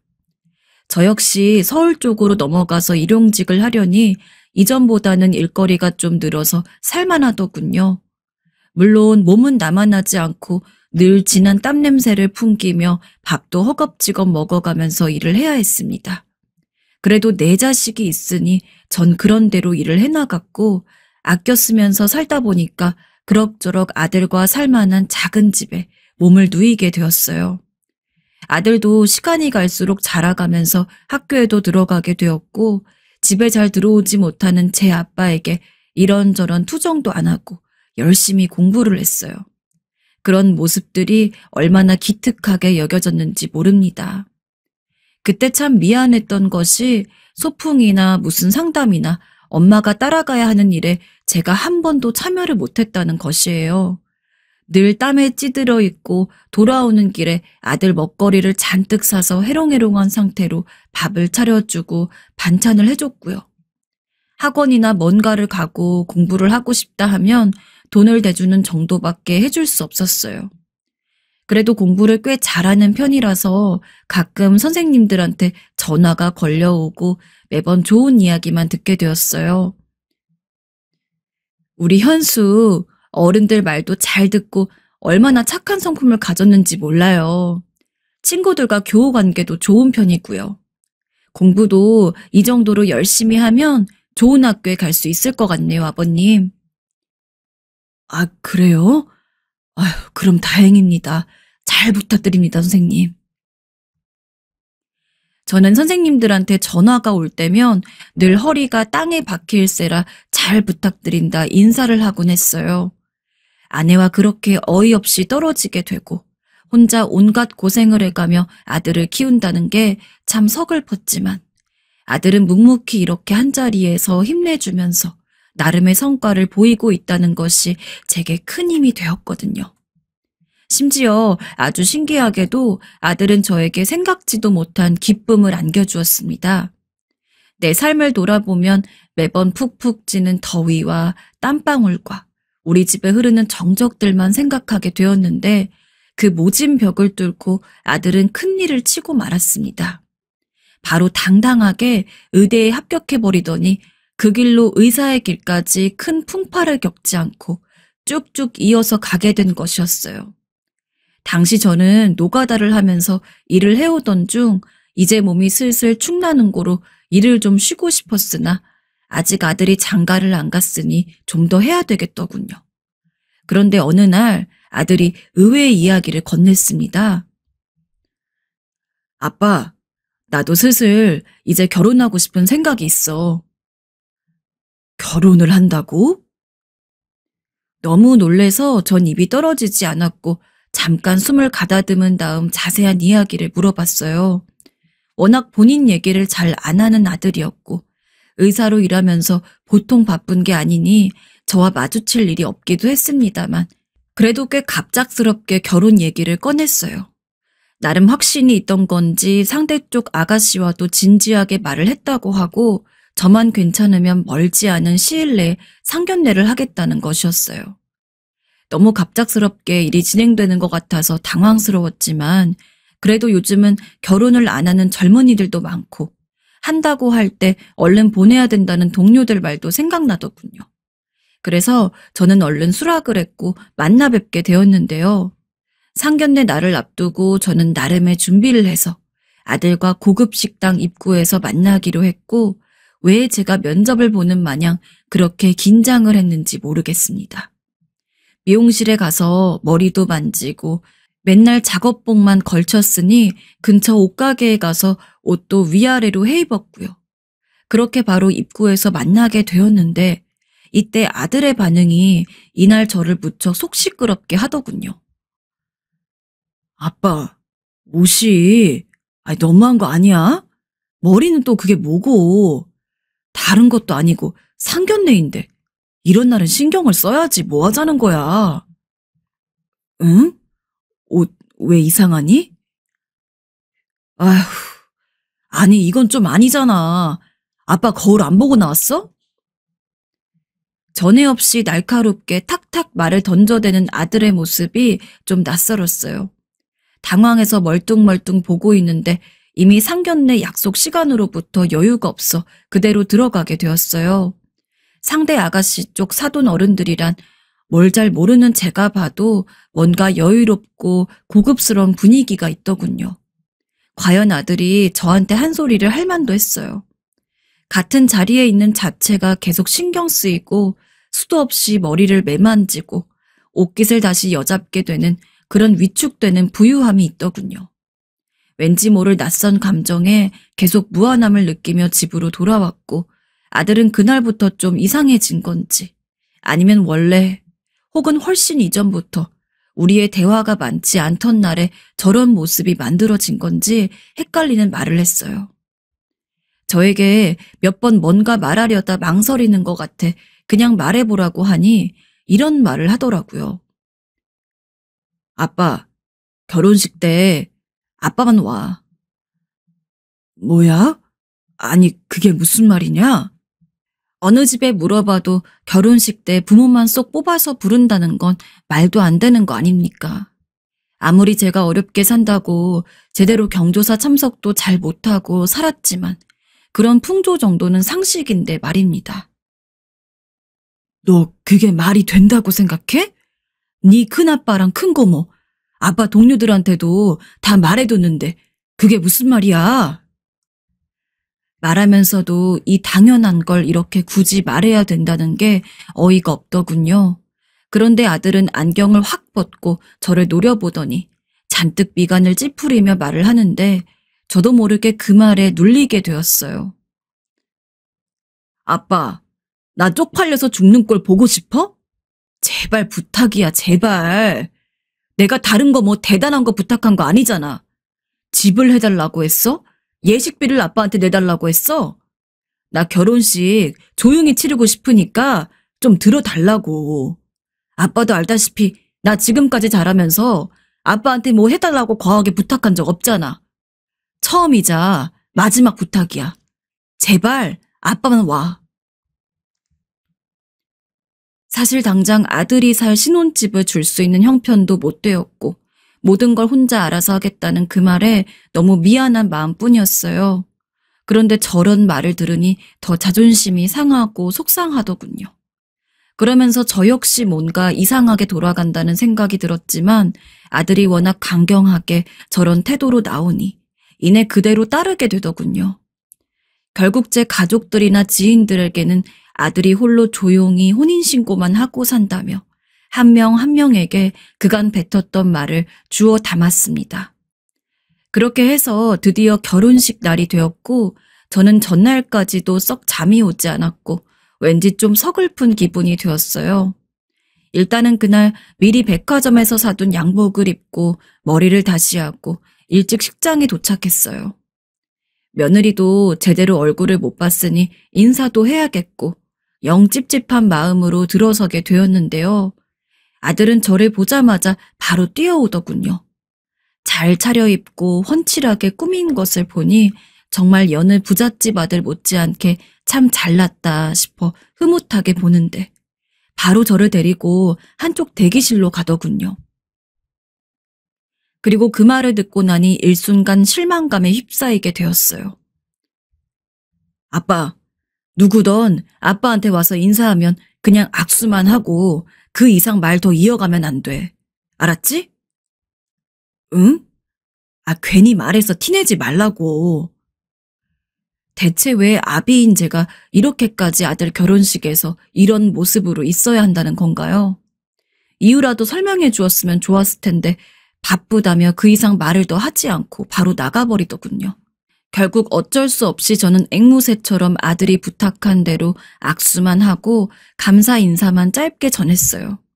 이건 마치 고깃집 앞에서 움직이며 인사하는 오뚜기 인형이랑 다를 게 없는 꼴이더군요. 차라리 안 오는 게 더 나았을까 싶을 정도로 참 기분이 이상했습니다. 나중에 나가는 길 아무래도 마음이 개운치 않아서 아들을 불렀어요. 대체 내가 왜 이렇게 해야 하냐고 물었는데요. 아빠, 나 지금 바빠. 그리고 아까 아빠랑 인사한 사람들은 하객 알바하는 분들이야. 내가 아주 급하게 불러서 쓴 거라고. 쓸데없는 얘기 안 했지? 일단은 얼른 집으로 가셔요. 다시 연락할게. 도대체 이날 제가 뭘 위해서 서 있던 건지, 나야말로 그 알바인가 뭔가 하는 사람들이랑 다를 것도 없는 거 아닙니까? 버스를 타고 그냥 창밖만 보면서 돌아오는데 말로 표현이 안 될 정도로 감정이 복받치더군요. 아들이 그렇게 해달라고 하니 한 것뿐이지만 왜 그렇게 어이없이 눈물이 났던 걸까요? 새삼 한심하게 내가 자기를 키우려고 얼마나 고생을 했고 땡볕 아래 땀으로 목욕을 해가면서 돈을 벌고 먹였는데 하며 온갖 생각들이 치받치더군요. 그러면서도 다시 꾹꾹 누르기를 연속하며 왠지 모를 토할 것 같은 기분으로 빈집에 들어왔어요. 좀 시간이 지나 아들에게 연락이 왔고 전 이미 마음이 꽤나 상해 있어 곱게 받지 않게 되더군요. 아빠, 잘 들어갔지? 고생하셨네. 뒤처리 하느라고 바빴어. 용돈 보내드릴게. 정말 성의 없이 제 할 말만 하고 끊어버리는 바람에 제가 상처받았던 상황들에 대해 한마디도 풀지 못했어요. 그런데 이후로 참 이상한 것이 이후로 일주일이 지나고 2주가 지나고 한 달이 돼도 아들의 연락은 거의 없었습니다. 그나마 기억나는 게 명절 때 전화가 왔고 둘이 번갈아 가며 아주 짧은 몇 초 정도의 인사만 할 뿐 못 가서 미안하다며 용돈을 보내겠단 말만 하더군요. 그러고 얼마 지나서 확인해 보니 용돈도 보내지 않았어요. 처음에는 까먹었나 싶었지만 며칠이 지나도 보내지 않았고 이제 별게 다 서운하고 짜증스러워지더군요. 저에게 가족이란 아들 하나밖에 없었는데 제 가정이 생겼다고 아비는 완전히 모르는 척하나 싶었어요. 결국 며칠을 고민하다가 전화를 걸었는데 그날 저는 적잖은 충격을 받게 되었습니다. 몇 번이나 다시 누르고 전화 버튼을 눌러도 돌아오는 답은 같았어요. 지금 건 번호는 없는 번호라는 말이요. 나중에는 계속 누르다 못해 화로 번져서 이불에 전화기를 내동댕이 칠 정도로 아들이 저를 일방적으로 그렇게 무참히 단절해버린 현실은 정말 말이 안 되는 상황이었습니다. 제가 대체 뭘 잘못했다고, 아니 우리 사이에 무슨 일이 그렇게 있었다고 저를 그렇게 마네킹도 못하게 취급을 한 데다가 연락까지 끊어버린 거랍니까? 생각해보니 아들은 저한테 결혼해서 살 집에 대해서도 뭔가 자세히 말해주지 않았고 그 무렵 옮겼다던 병원에 대해서도 위치 같은 것도 확실히 얘기해주지 않았어요. 제 쪽에서 아무리 아들 쪽에 연락을 하려고 해봤자 방법이 없었어요. 믿어지시나요? 전 그 상태로 2년이 넘도록 아들과 며느리 쪽에 아무런 무엇도 없이 지내야만 했습니다. 그렇게 지내는 동안 저는 가히 제정신이 아니었고 매일을 술 없이는 잠을 잘 수가 없었어요. 입맛도 없고 속 아프게 술만 들이마시느라 가끔 정신이 아찔한 날도 있었습니다. 돈 벌어서 생기는 모든 걸 다 아들과 이 작달만한 집에 보태며 살았더니 여전히 저는 하루 벌어 하루 살아야 하는 형편이었고 술 마시다 돈 떨어지면 고꾸라진 몸을 일으켜 또 일하러 나가고 다시 또 널브러져 있다가 돈 떨어지면 다시 나가는 식으로 살게 되었습니다. 그렇게 지내고 있던 중 가뜩이나 힘들어 비틀비틀 거리는 저를 누가 발로 걷어차는 마냥 비참한 상황을 또 만나게 되어버렸습니다. 정말 아예 일어설 힘을 다 빼버리려고 작정한 듯 세상은 왜 이렇게 저한테 매정하게 구는 걸까요? 때는 올해 설이었고 집에서 이러고 있는 저를 형과 누나가 불러서 떡국 먹자고 하기에 오랜만에 들렸어요. 그날 마침 큰 조카가 자기 애들을 데리고 왔더라고요. 그 모양을 보고 한없이 또 서글퍼져서 멍하니 보고 있는데 조카가 저에게 건넨 말을 듣고 머리가 너무 띵하다 못해 기가 막혔습니다. 작은아빠, 현수 요즘 엄청 잘 나가죠? 강남 어디 쪽 부근에 성형외과도 차렸던데? 우리 와이프도 가끔 SNS 같은 데서 봤다면서 엄청 신기해해요. 삼촌 진짜 고생 많이 하셨는데 보람 많으시겠네요. 솔직히 용돈 엄청 많이 받고 계시죠? 자식 잘 키우셔서 덕을 톡톡히 보시네요. 어? 그래. 그럼 당연하지. 아들은 저와는 연락을 끊어버리고 혼자 그렇게 비싼 땅에 병원을 차려서 쭉쭉 성공의 가도를 달리고 있다더군요. 그날 일단은 말을 얼버무리고 집으로 돌아왔지만 아무리 생각해도 이건 아니지 않나 싶었고 속이 부글부글 끓어올라 이렇게 앓느니 직접 만나기라도 해야겠다 싶었어요. 정말 창피하고 죽고 싶을 정도로 수치스러웠지만 큰 조카에게 전화해서 상황을 말하고 병원 위치를 알아냈습니다. 당황하고 미안해하는 조카의 반응을 신경 쓸 겨를도 없이 저는 무작정 그 길로 병원으로 쳐들어가게 되었어요. 입구에서 만난 아들은 바로 저를 단번에 알아보았어요. 보자마자 주변을 살피더니 다시 저를 구석으로 몰고 가는 게 아니겠어요? 아빠, 저기 말이라도 하고. 아니, 연락 드릴게. 일단 가세요. 뭐라고? 저는 그 순간 분노를 참을 길이 없었고 눈에 핏대가 올라오는 게 스스로 느껴질 정도였어요. 정말 눈이 튀어나올 듯 아들에게 뻑뻑 소리를 질러대었습니다. 야, 이 버러지 같은 자식아! 네 애비를 버리고 네만 잘 살면 다야? 네 애비가 그렇게 우스워? 정말 너같이 징글징글한 놈은 내 처음 봤다. 뼈 빠지게 먹여 살려놨더니 애비 가슴에 대못이나 받고 내가 널 그리 키웠냐?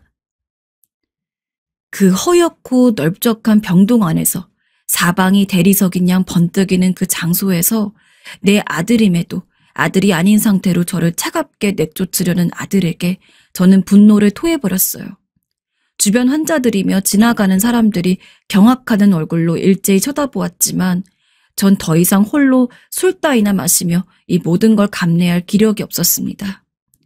뭘 해도 아들에게 다 쏟아내고 끝내버리란 생각뿐이었어요.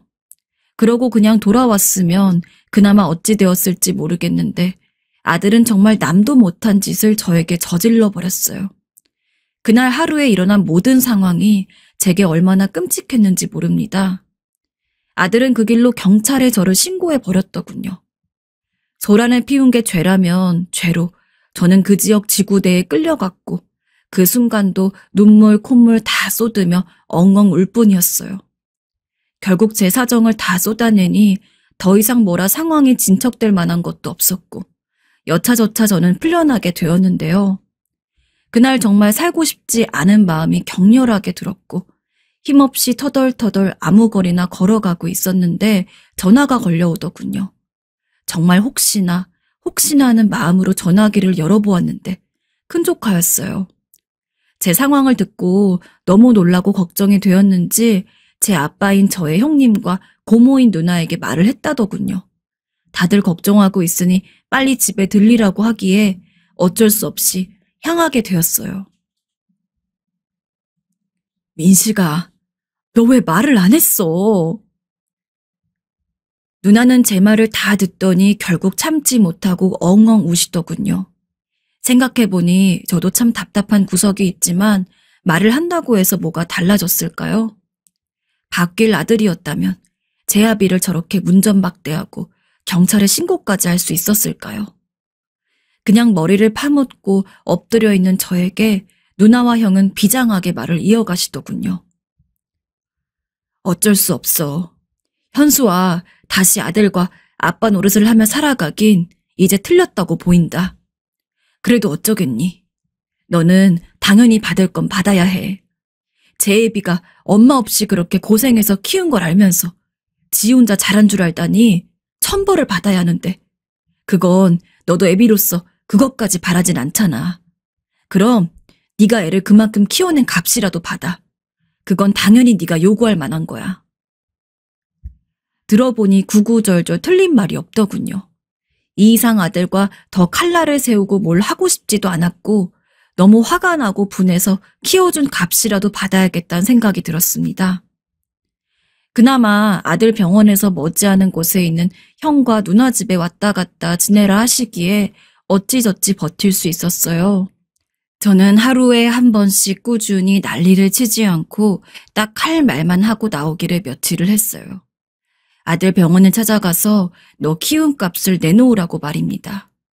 물론 예상은 했지만 아들은 진짜 내가 저걸 끼고 키웠다는 게 환멸이 날 정도로 어이없게 말하더군요. 알았어. 좀 제발.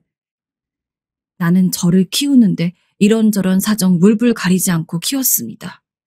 그런데 이렇게 떵떵거리며 살고 애비를 버려놓고서 온갖 이 핑계 저 핑계 대면서 저를 몰아내고 지겨워 죽겠다는 표정으로 보는 아들을 보니 저도 물러설 순 없더군요. 그렇게 계속 찾아가기를 보름째가 되니 이젠 며느리도 더 이상 자기 남편 뒤에 숨고만 있을 수 없었는지 본인이 나서더군요. 말하는 걸 들어보니 아들이나 며느리나 아주 똑같았습니다. 저기 아버님, 이제사 제대로 인사드려 죄송한데 자꾸 이렇게 오시면 현수 씨도 저도 여기 일이 안 돼요.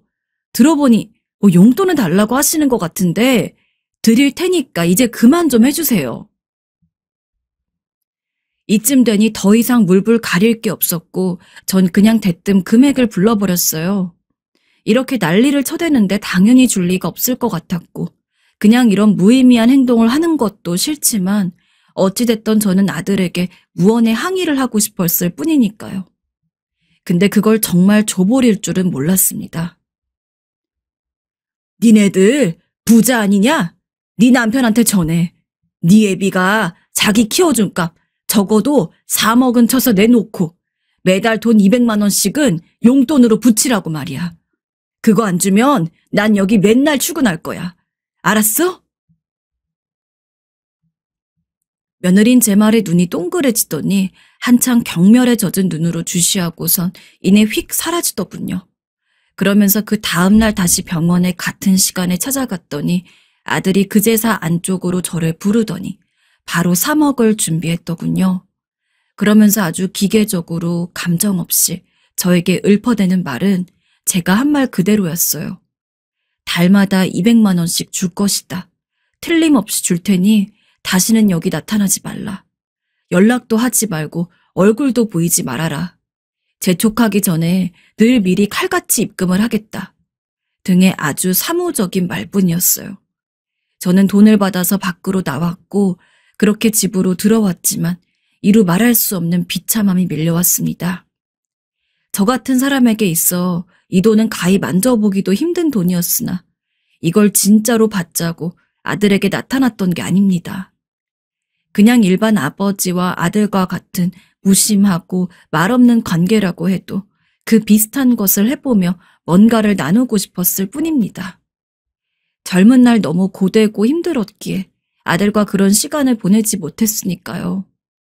같이 삼겹살도 먹고 사는 얘기하고 결혼해서 힘든 게 있으면 말도 어쩌다 하고 보통의 아버지와 아들이 하는 걸 저도 하고 싶었어요.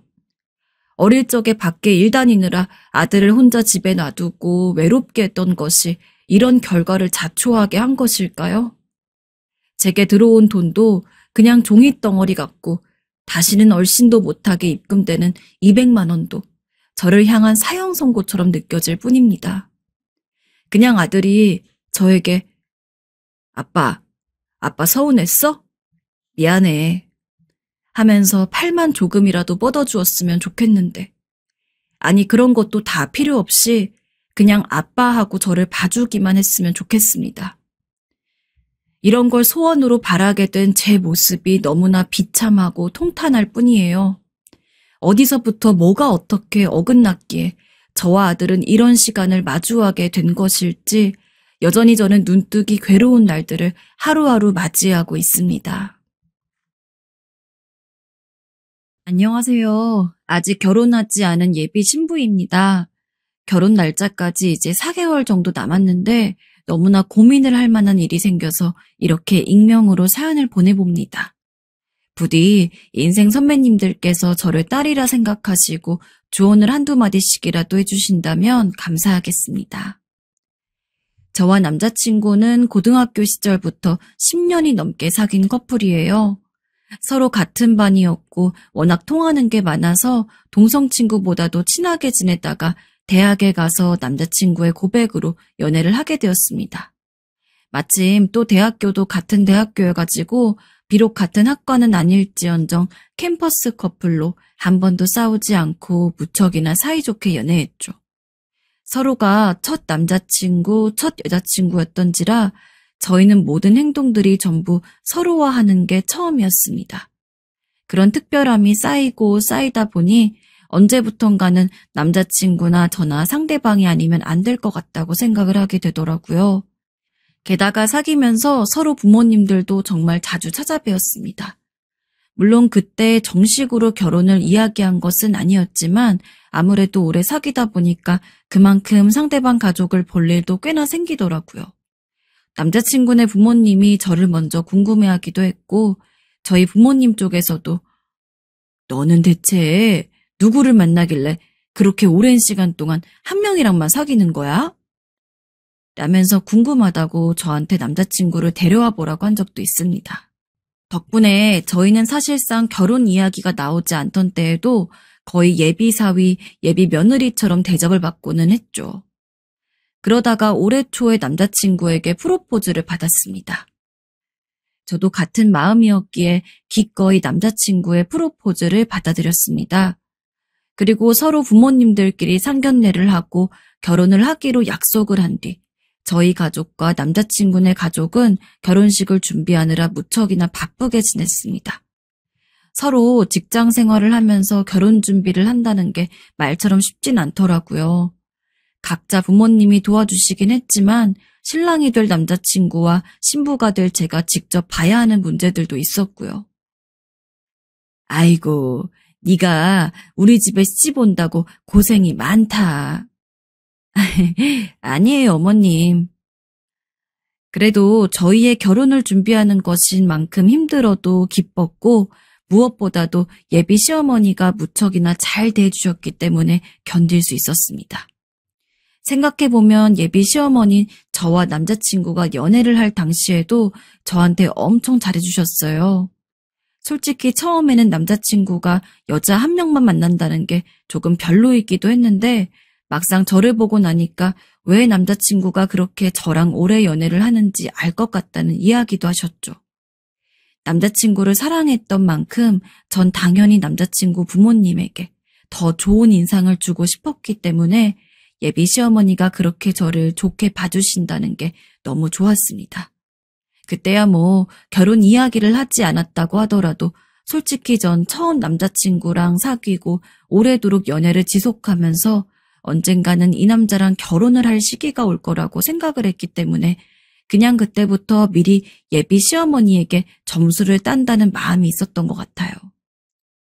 아무튼 그렇게 결혼 준비를 하면서 직장을 다니고 있었는데 갑자기 회사 사정으로 2주일 동안 유급 휴가를 받게 되었을 때가 있었습니다. 갑작스러운 일이긴 했지만 결혼 준비랑 회사 생활을 병행하다 보니까 솔직히 지치기도 했고 간만에 제대로 좀 쉬겠다 싶어서 기쁜 마음으로 갑작스러운 휴가를 받아들이게 되었죠.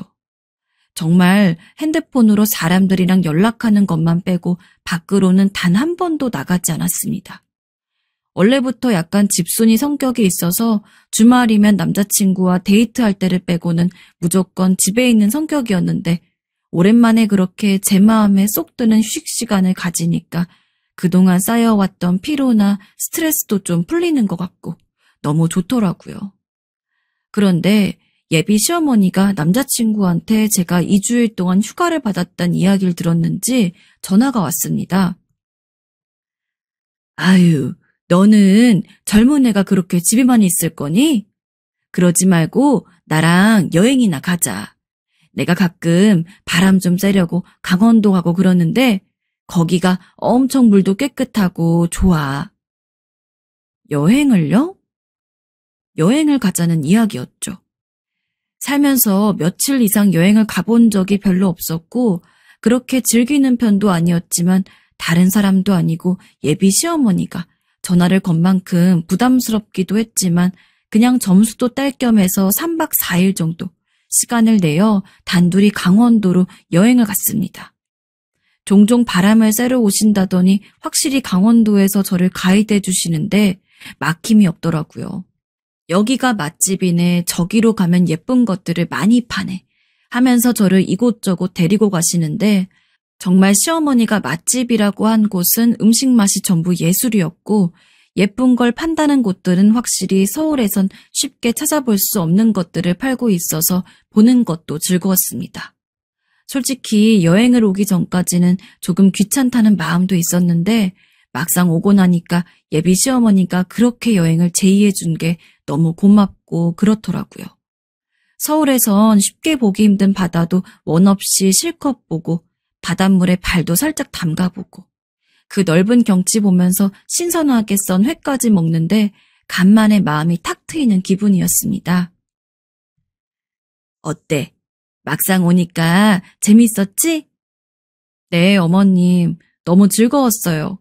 어머님은 어떻게 이런 곳을 다 알고 계세요? 바람 쐬러 종종 온다니까. 평소에는 나 혼자 다녔는데 이번엔 너도 같이 오고 하니까 일부러 좀 더 신경 써서 좋은 곳들만 데려갔어. 마음에 들었다니 다행이다, 얘.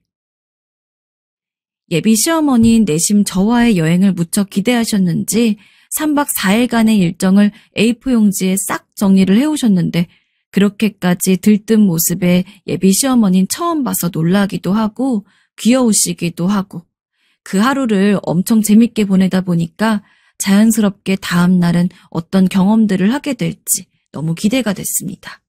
설레는 마음으로 자고 일어났는데 예비 시어머니가 먼저 일찍 일어난 상태로 이것저것 준비를 하고 계시더라고요. 어머님, 오늘은 감자전 먹고 뭐 보러 간다고 했죠? 응? 요 근처에 네가 좋아할 만한 박물관이 하나 있는데 너만 괜찮으면 다른 곳을 한번 가보려고. 네? 어디요? 강원랜드. 보니까 여기서 그렇게 안 멀더라고. 재미로 한번 가보면 좋지 않겠어? 시어머니가 들뜬 얼굴로 그렇게 말을 하는데 솔직히 저는 그렇게 내키지가 않았습니다. 원래부터 약간 성격상 그런 것엔 아예 관심이 없어서 그냥 가족들끼리 재미로 치거나 인터넷에서 사이버 머니 걸고 하는 고스톱 같은 것도 한 번도 안 해봤거든요. 근데 강원랜드는 워낙 말이 많잖아요. 예전에 제가 인터넷을 보다가 강원랜드와 관련된 이야기를 봤는데 그 근처에서 전당포를 하는 사람이 실제로 쓴 글이었습니다. 근데 진짜 전당포에 물건 맡기고 돈 빌려가는 사람 중에서 거기에 찌들어가지고 퀭한 눈을 하지 않은 사람이 한 명도 없다고. 게다가 강원랜드 근처에 먼지가 쌓인 승용차들이 엄청 많은데 그 차 주인들이 다 강원랜드에 온 사람이고 그중에선 극단적인 선택을 한 사람도 많아서 먼지가 쌓인 차 보닛에 살아서 돌아가라는 글자가 적혀있기도 하다고. 물론 제가 직접 본 광경은 아니기에 어느 정도 거짓이 보태어졌을 수도 있겠지만 원래 잘못 발해들이면 한 사람이 패가망신하고도 남잖아요. 솔직히 그냥 재미로 가는 거라곤 해도 괜히 갔다가 맛이라도 들리면 큰일 날 것 같은데 예비 시어머니는 이미 저와 강원랜드에 놀러갈 생각에 엄청 신나있는 느낌이었습니다. 어머님, 아무리 재미로 가는 거라고 해도 TV에서 워낙 강원랜드 관련돼가지고 안 좋은 이야기들을 많이 봐서 그런지 별로 내키지가 않아요. 어머님도 안 가는 게 낫지 않을까요? 꼭 박물관 아니어도 되니까 강원랜드 말고 어머님 가고 싶은데 가요, 오늘은. 아유, 얘는 어쩜 이렇게 간이 작아. 뭐 어때? 그냥 구경만 좀 하자는 건데. 그리고 10만 원씩만 쓰면 아무런 문제도 없고 괜찮을 거야. 강원도까지 왔는데 그런 곳은 한번 좀 가봐야 되지 않겠어? 이런 것도 인생인데. 하지만 시어머니는 적극적으로 저한테 강원랜드에 놀러 가자고 이야기하며 열변을 토했습니다. 그렇게까지 가고 싶어 하시고 10만 원밖에 안 쓴다고 하는데 그걸 가지고 계속 제가 말리기도 참 그렇고. 그러면 정말 10만 원만 쓰고 돌아가는 거예요? 라고 한 다음에 전 결국 예비 시어머니와 함께 강원랜드로 향했습니다. 가는 내내 전 표정이 별로 안 좋고 시어머니만 신나셨죠. 그렇게 강원랜드에 도착을 했는데 제 생각보다는 훨씬 깔끔하고 크기도 컸지만 여전히 썩 마음이 내키진 않았습니다. 그런 제 손을 잡고 시어머니가 얼른 들어가자며 강원랜드 안에 발에 들이는데 사람이 엄청 많더라고요. 저한테는 완전 별세계였습니다.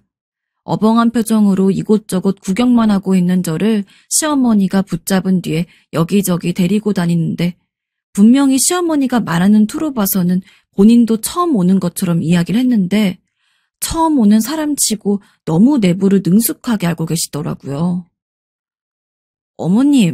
어머님도 강원랜드 처음 오시는 거 아니었어요? 응? 아, 예전에 친구 따라 한번 온 적이 있었어. 잠깐 온 거야, 잠깐. 그래서 의심의 눈초리를 보내자 예비 시어머니가 말씀하셨습니다. 예전에 강원도에 친구랑 둘이 온 적이 있었는데 그때 친구 따라서 1시간 정도 놀다 간 적 있다고.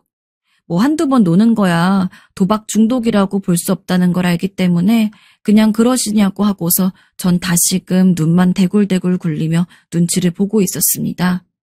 하는 방법은커녕 게임 이름도 하나 몰라서 더 재미가 없었어요. 게다가 가끔 주변을 보다 보면 정말 인터넷에서 봤던 얘기처럼 어딘가 눈빛이 퀭한 사람들도 보여서 좀 무서웠거든요. 착각일 수도 있겠지만 하지만 시어머니는 그런 건 눈에 들어오지도 않는지 누구랑 뭘 어쩌고 저쩌고 이야기를 하시더니 거의 저랑 왔다는 건 까먹으신 것처럼 강원랜드 안에서 홀로 재밌게 게임을 즐기기 시작했습니다. 전 최대한 시어머니 곁에서 떨어지지 않은 채로 시어머니가 하고 있는 게임을 구경하는 일이 전부였죠. 테이블에 앉아있는 사람한테 뭐 좀 걸어달라고 하거나 암튼 복잡하게 게임이 흘러가더라고요. 전 뭐가 뭔지도 모르겠는데 시어머니는 완벽히 다 꿰고 있는 마냥 탄식을 하기도 하고 어떤 때는 엄청 방방 뛰면서 좋아하기도 하셨습니다. 그런 예비 시어머니를 조금 보다가 전 재차 주변을 둘러보기도 하면서 시간을 때우는데 갑자기 예비 시어머니가 제 팔을 딱 잡더니 어머, 나 50만 원 땄어.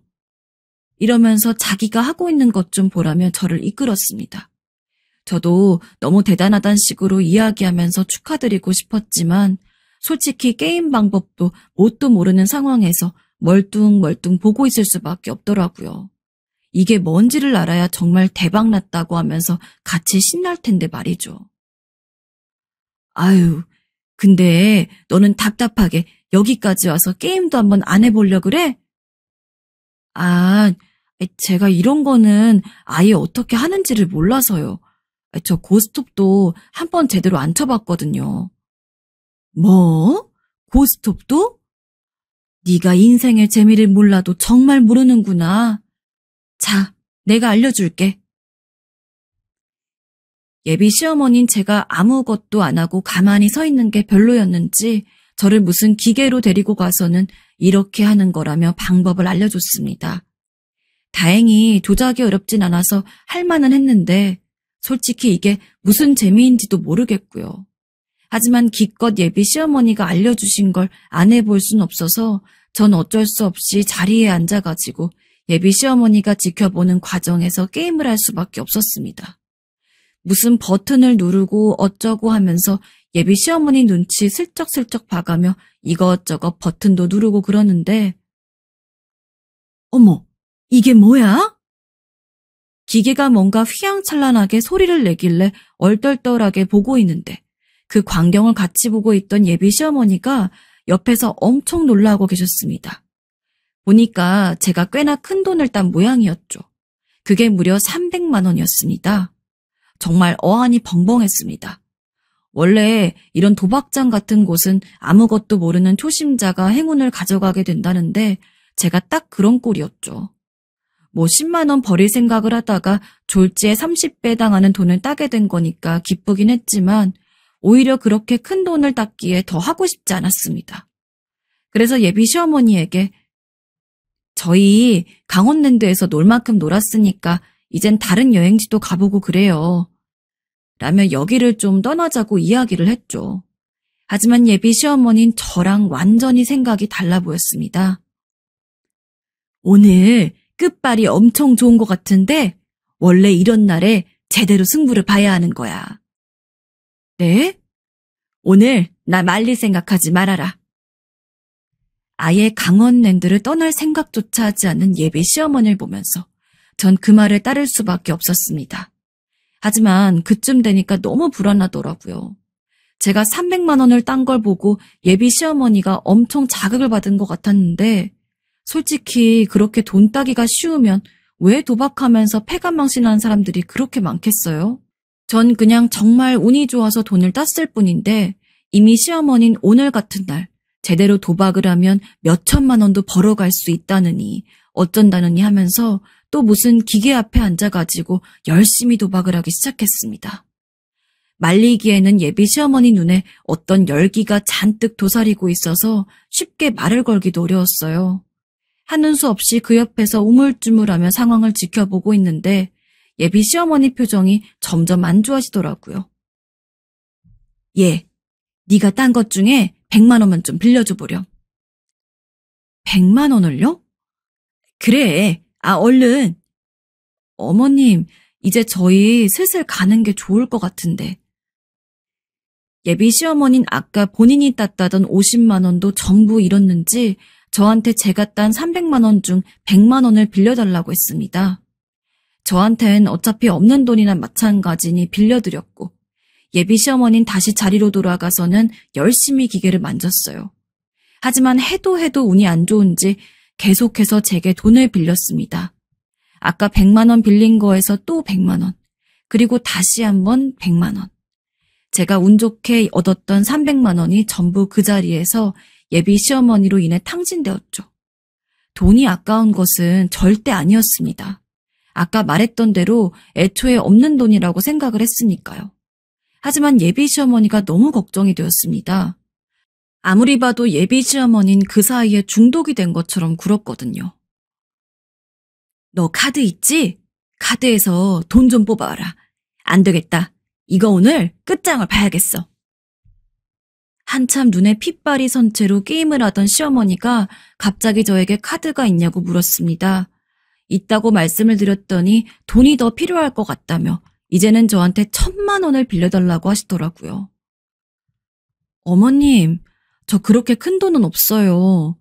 그리고 어머님, 지금 어머님이 딴 돈에 제가 딴 돈까지 거의 350만 원을 쓰신 상황인데 재미로 즐기는 것 치고는 너무 과한 돈이 들어간 것 같아요. 하지만 예비 시어머니는 요지부동이었습니다. 네가 이 돈을 빌려주면 어차피 나중에 내가 다 갚을 건데 뭐가 문제냐. 그리고 원래 이런 데 놀러와서 한 1,000만 원 정도 쓰는 건 일도 아니다. 당장 결혼이 오래 남지도 않은 상황에서 예비 시어머니 되실 분이 그렇게 이야기를 하는데 저로서도 더 이상 말리기가 힘들었습니다. 그래서 울며 겨자 먹기로 1,000만 원을 뽑아와서는 시어머니에게 드렸고 결국 그날 시어머니는 제가 드린 1,000만 원까지 전부 다 강원랜드에 기부 아닌 기부를 하고 맙니다. 그런데 그래 놓고서도 또 돈을 빌려달라고 하시는데 이건 정말 아니다 싶어서 저도 모르게 어머님, 이제 진짜 안 돼요. 솔직히 지금 결혼 준비하는 사람한테 다른 이유도 아니고 도박 때문에 1,000만 원을 또 빌려달라는 게 말이 안 되는 상황인데 어떻게 이 와중에도 또 저한테 돈을 빌리려고 하세요? 라며 짜증을 냈습니다.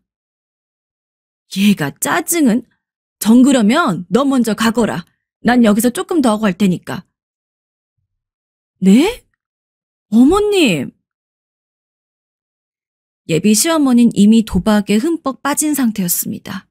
아니 여기서 1,000만 원 넘게 써놓고서 대체 얼마나 더 쓰고 가시려고. 여행 와서 이게 무슨 날벼락인지 제 돈을 잃은 것도 잃은 거지만 예비 시어머니가 너무 걱정이 됐습니다. 아예 기기 앞에 제대로 자리를 잡아서 한탕 해보려는 듯 구는 시어머니를 억지로 끌고 나갔어요. 시어머니 저한테 무슨 짓거리냐며 고래고래 소리를 지르는데 쪽팔릴 시간도 없었습니다. 그냥 한시라도 빨리 예비 시어머니를 이곳 강원랜드에서 멀어지게 해야겠다고 생각을 했거든요. 허나 저한테 억지로 끌려나간 시어머니는 잃은 돈도 미처 제대로 복구도 못했는데 거기서 나와버리면 어떡해? 너 때문에 다 망했다. 다 망했어. 라며 온갖 타박을 하기 시작했어요. 내가 얼마나 여기에 집중하고 있었는데 조금만 더 해도 딸 수 있었다고. 으이구 나쁜 년. 너 때문이다. 너 때문이야. 어머님. 전 놀랄 수밖에 없었어요. 예비 시어머니는 원래 저한테 나쁜 말이라곤 한 번도 안 하신 무척 천사 같은 분이었습니다. 그리고 평소 성품 자체가 우아하신 분이라 전 내심 시어머니는 욕 같은 걸 전혀 모르고 살았을 거라고 생각했는데 그래서인지 차를 탄 뒤 제 옆에서 온갖 쌍욕을 하는 시어머니가 정말 낯설더라고요. 그렇게 한창 욕을 하던 시어머니는 강원랜드에서 꽤 멀어지고 나서야 조금 정신이 돌아오셨는지 이번 일은 우리 집에는 비밀이다. 알았지? 시어머니와 며느리로서의 약속이야. 라며 입단속도 시키셨죠. 처음에는 서울로 돌아가자마자 남편한테 당연히 이야기를 하려고 했지만 예비 시어머니가 계속해서 비밀을 지켜달라고 그러는데 갈등이 되긴 했으나 전 결국 아무런 말도 하지 않기로 결정을 했습니다. 비록 예비 시어머니가 큰 돈을 잃긴 했지만 그때가 처음이기도 했으니 그날 여행을 갔다가 생긴 해프닝 정도로 남기기로 했죠. 게다가 더 생각하면 머리만 아프기도 했고요. 하지만 저는 그 일을 아주 후회하기 시작했습니다. 그 이후로 서울로 돌아온 뒤 예비 시어머님 묘하게 사람이 달라졌습니다. 평소에 저랑 자주 연락을 하긴 했지만 끼케야 오늘 점심은 먹었는지 저녁은 먹었는지 이런 것들만 묻고 가끔 데이트하자면서 커피 한 잔 마시자고 이야기하는 것이 전부였는데 강원랜드에 다녀온 뒤로 예비 시어머니는 이전처럼 저에게 연락을 하긴 했지만 연락을 하는 내용 자체가 아예 변했습니다. 내 계좌로 50만 원만 입금해 줄 수 있니? 지금요? 응. 아니, 내가 한의원에서 와서 약을 지으려 하는데 내일 입금해 주마. 바로 돈을 빌리는 일이 생기게 된 거죠. 왜 필요하시냐고 여쭤보면 어느 정도 타당한 이야기였기에 안 빌려드리기도 참 뭐했습니다. 아주 큰 돈이었으면 차라리 그냥 제 선에서 거절을 했겠지만 몇십만 원씩 자잘하게 빌려가시는 거여서 엄청 거절하기도 모호하고 하지만 예비 시어머니가 빌리는 돈의 액수가 점점 커졌습니다. 처음에는 10만 원에서 20만 원이었다가 언제부터는 50만 원, 그리고 그 이후에는 100만 원, 200만 원, 300만 원. 그렇게 조금씩 몸집을 불려가던 돈은 어느샌가 1000만 원이 넘었습니다. 속으로 계속해서 이건 아닌데 싶었습니다. 하지만 돈을 빌릴 때마다 다음에 이전에 빌린 돈까지 한 번에 갚겠다며 말씀을 하시는데 이미 제가 빌려드린 돈도 있어서 더 안 빌려주기도 그랬어요. 그렇게 빌려드린 돈이 거의 2천만 원에 육박했습니다. 정말 혼수살돈까지 끌어서 빌려드린 거기 때문에 정말 더는 여유가 없었어요. 근데 지난주에 시어머니에게서 또 연락이 왔습니다. 한동안 저한테 전화를 안 하시길래 솔직히 내심 기뻤거든요. 그전에야 예비 시어머니와 전화를 해봤자 그냥 같이 식사하거나 커피 마시자는 이야기였기 때문에 그때는 정말 예비 시어머니랑 데이트한다는 기분으로 즐겼고 그래서 연락이 오는 게 기뻤지만 강원도에 다녀온 이후부터는 저한테 연락을 해도 무조건 돈 빌려달라는 것이 목적이었기 때문에 언제부턴가는 조금 힘들더라고요. 이번이 진짜 마지막이니까 3천만 원만 빌려주렴.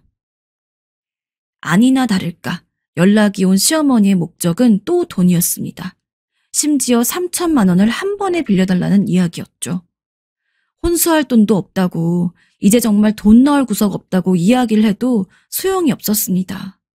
3천만 원만 빌려주면 혼수를 자기가 해주겠다고 하시는데 바보 같게도 그때가 돼서야 명확하게 느낌이 왔던 것 같습니다.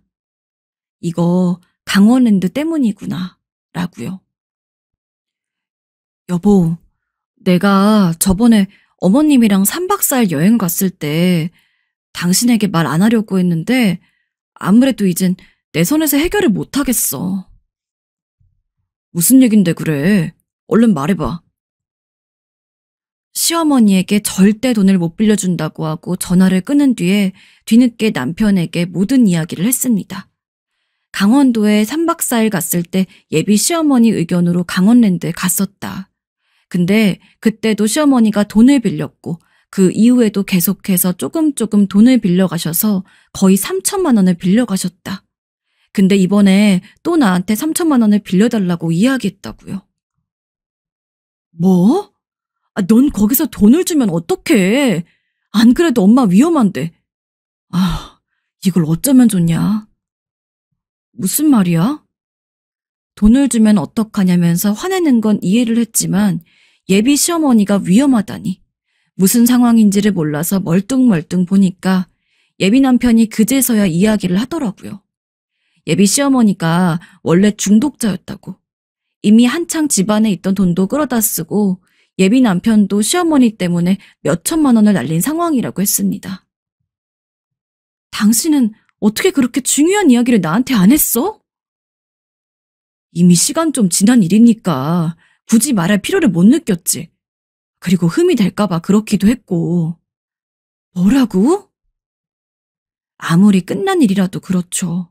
어떻게 다른 것도 아니고 중독자였다는 걸 저한테 이야기를 안 했는지. 아무튼 남편에게 이야기를 한 뒤로 집안이 난리가 났습니다. 예비 시어머니는 저한테 전화를 해서 그거를 일러 바치냐고 뭐라고 하고, 그리고 저는 지금 엄청 큰 고민에 휩싸여 있습니다. 다른 건 몰라도 예비 시어머니가 중독자였다는 걸 저한테 이야기를 안 한 게 무척이나 컸어요. 시아버지가 그 돈을 모두 갚아주시긴 하셨지만 그런 건 당연히 말을 해줘야 되는 거 아닌가요? 결혼까지 4개월 정도밖에 안 남은 상황에서 너무 늦은 고민일 수도 있지만 이 결혼을 진정으로 해야 하는 건지 많은 생각이 듭니다. 제가 어떻게 하면 좋을까요?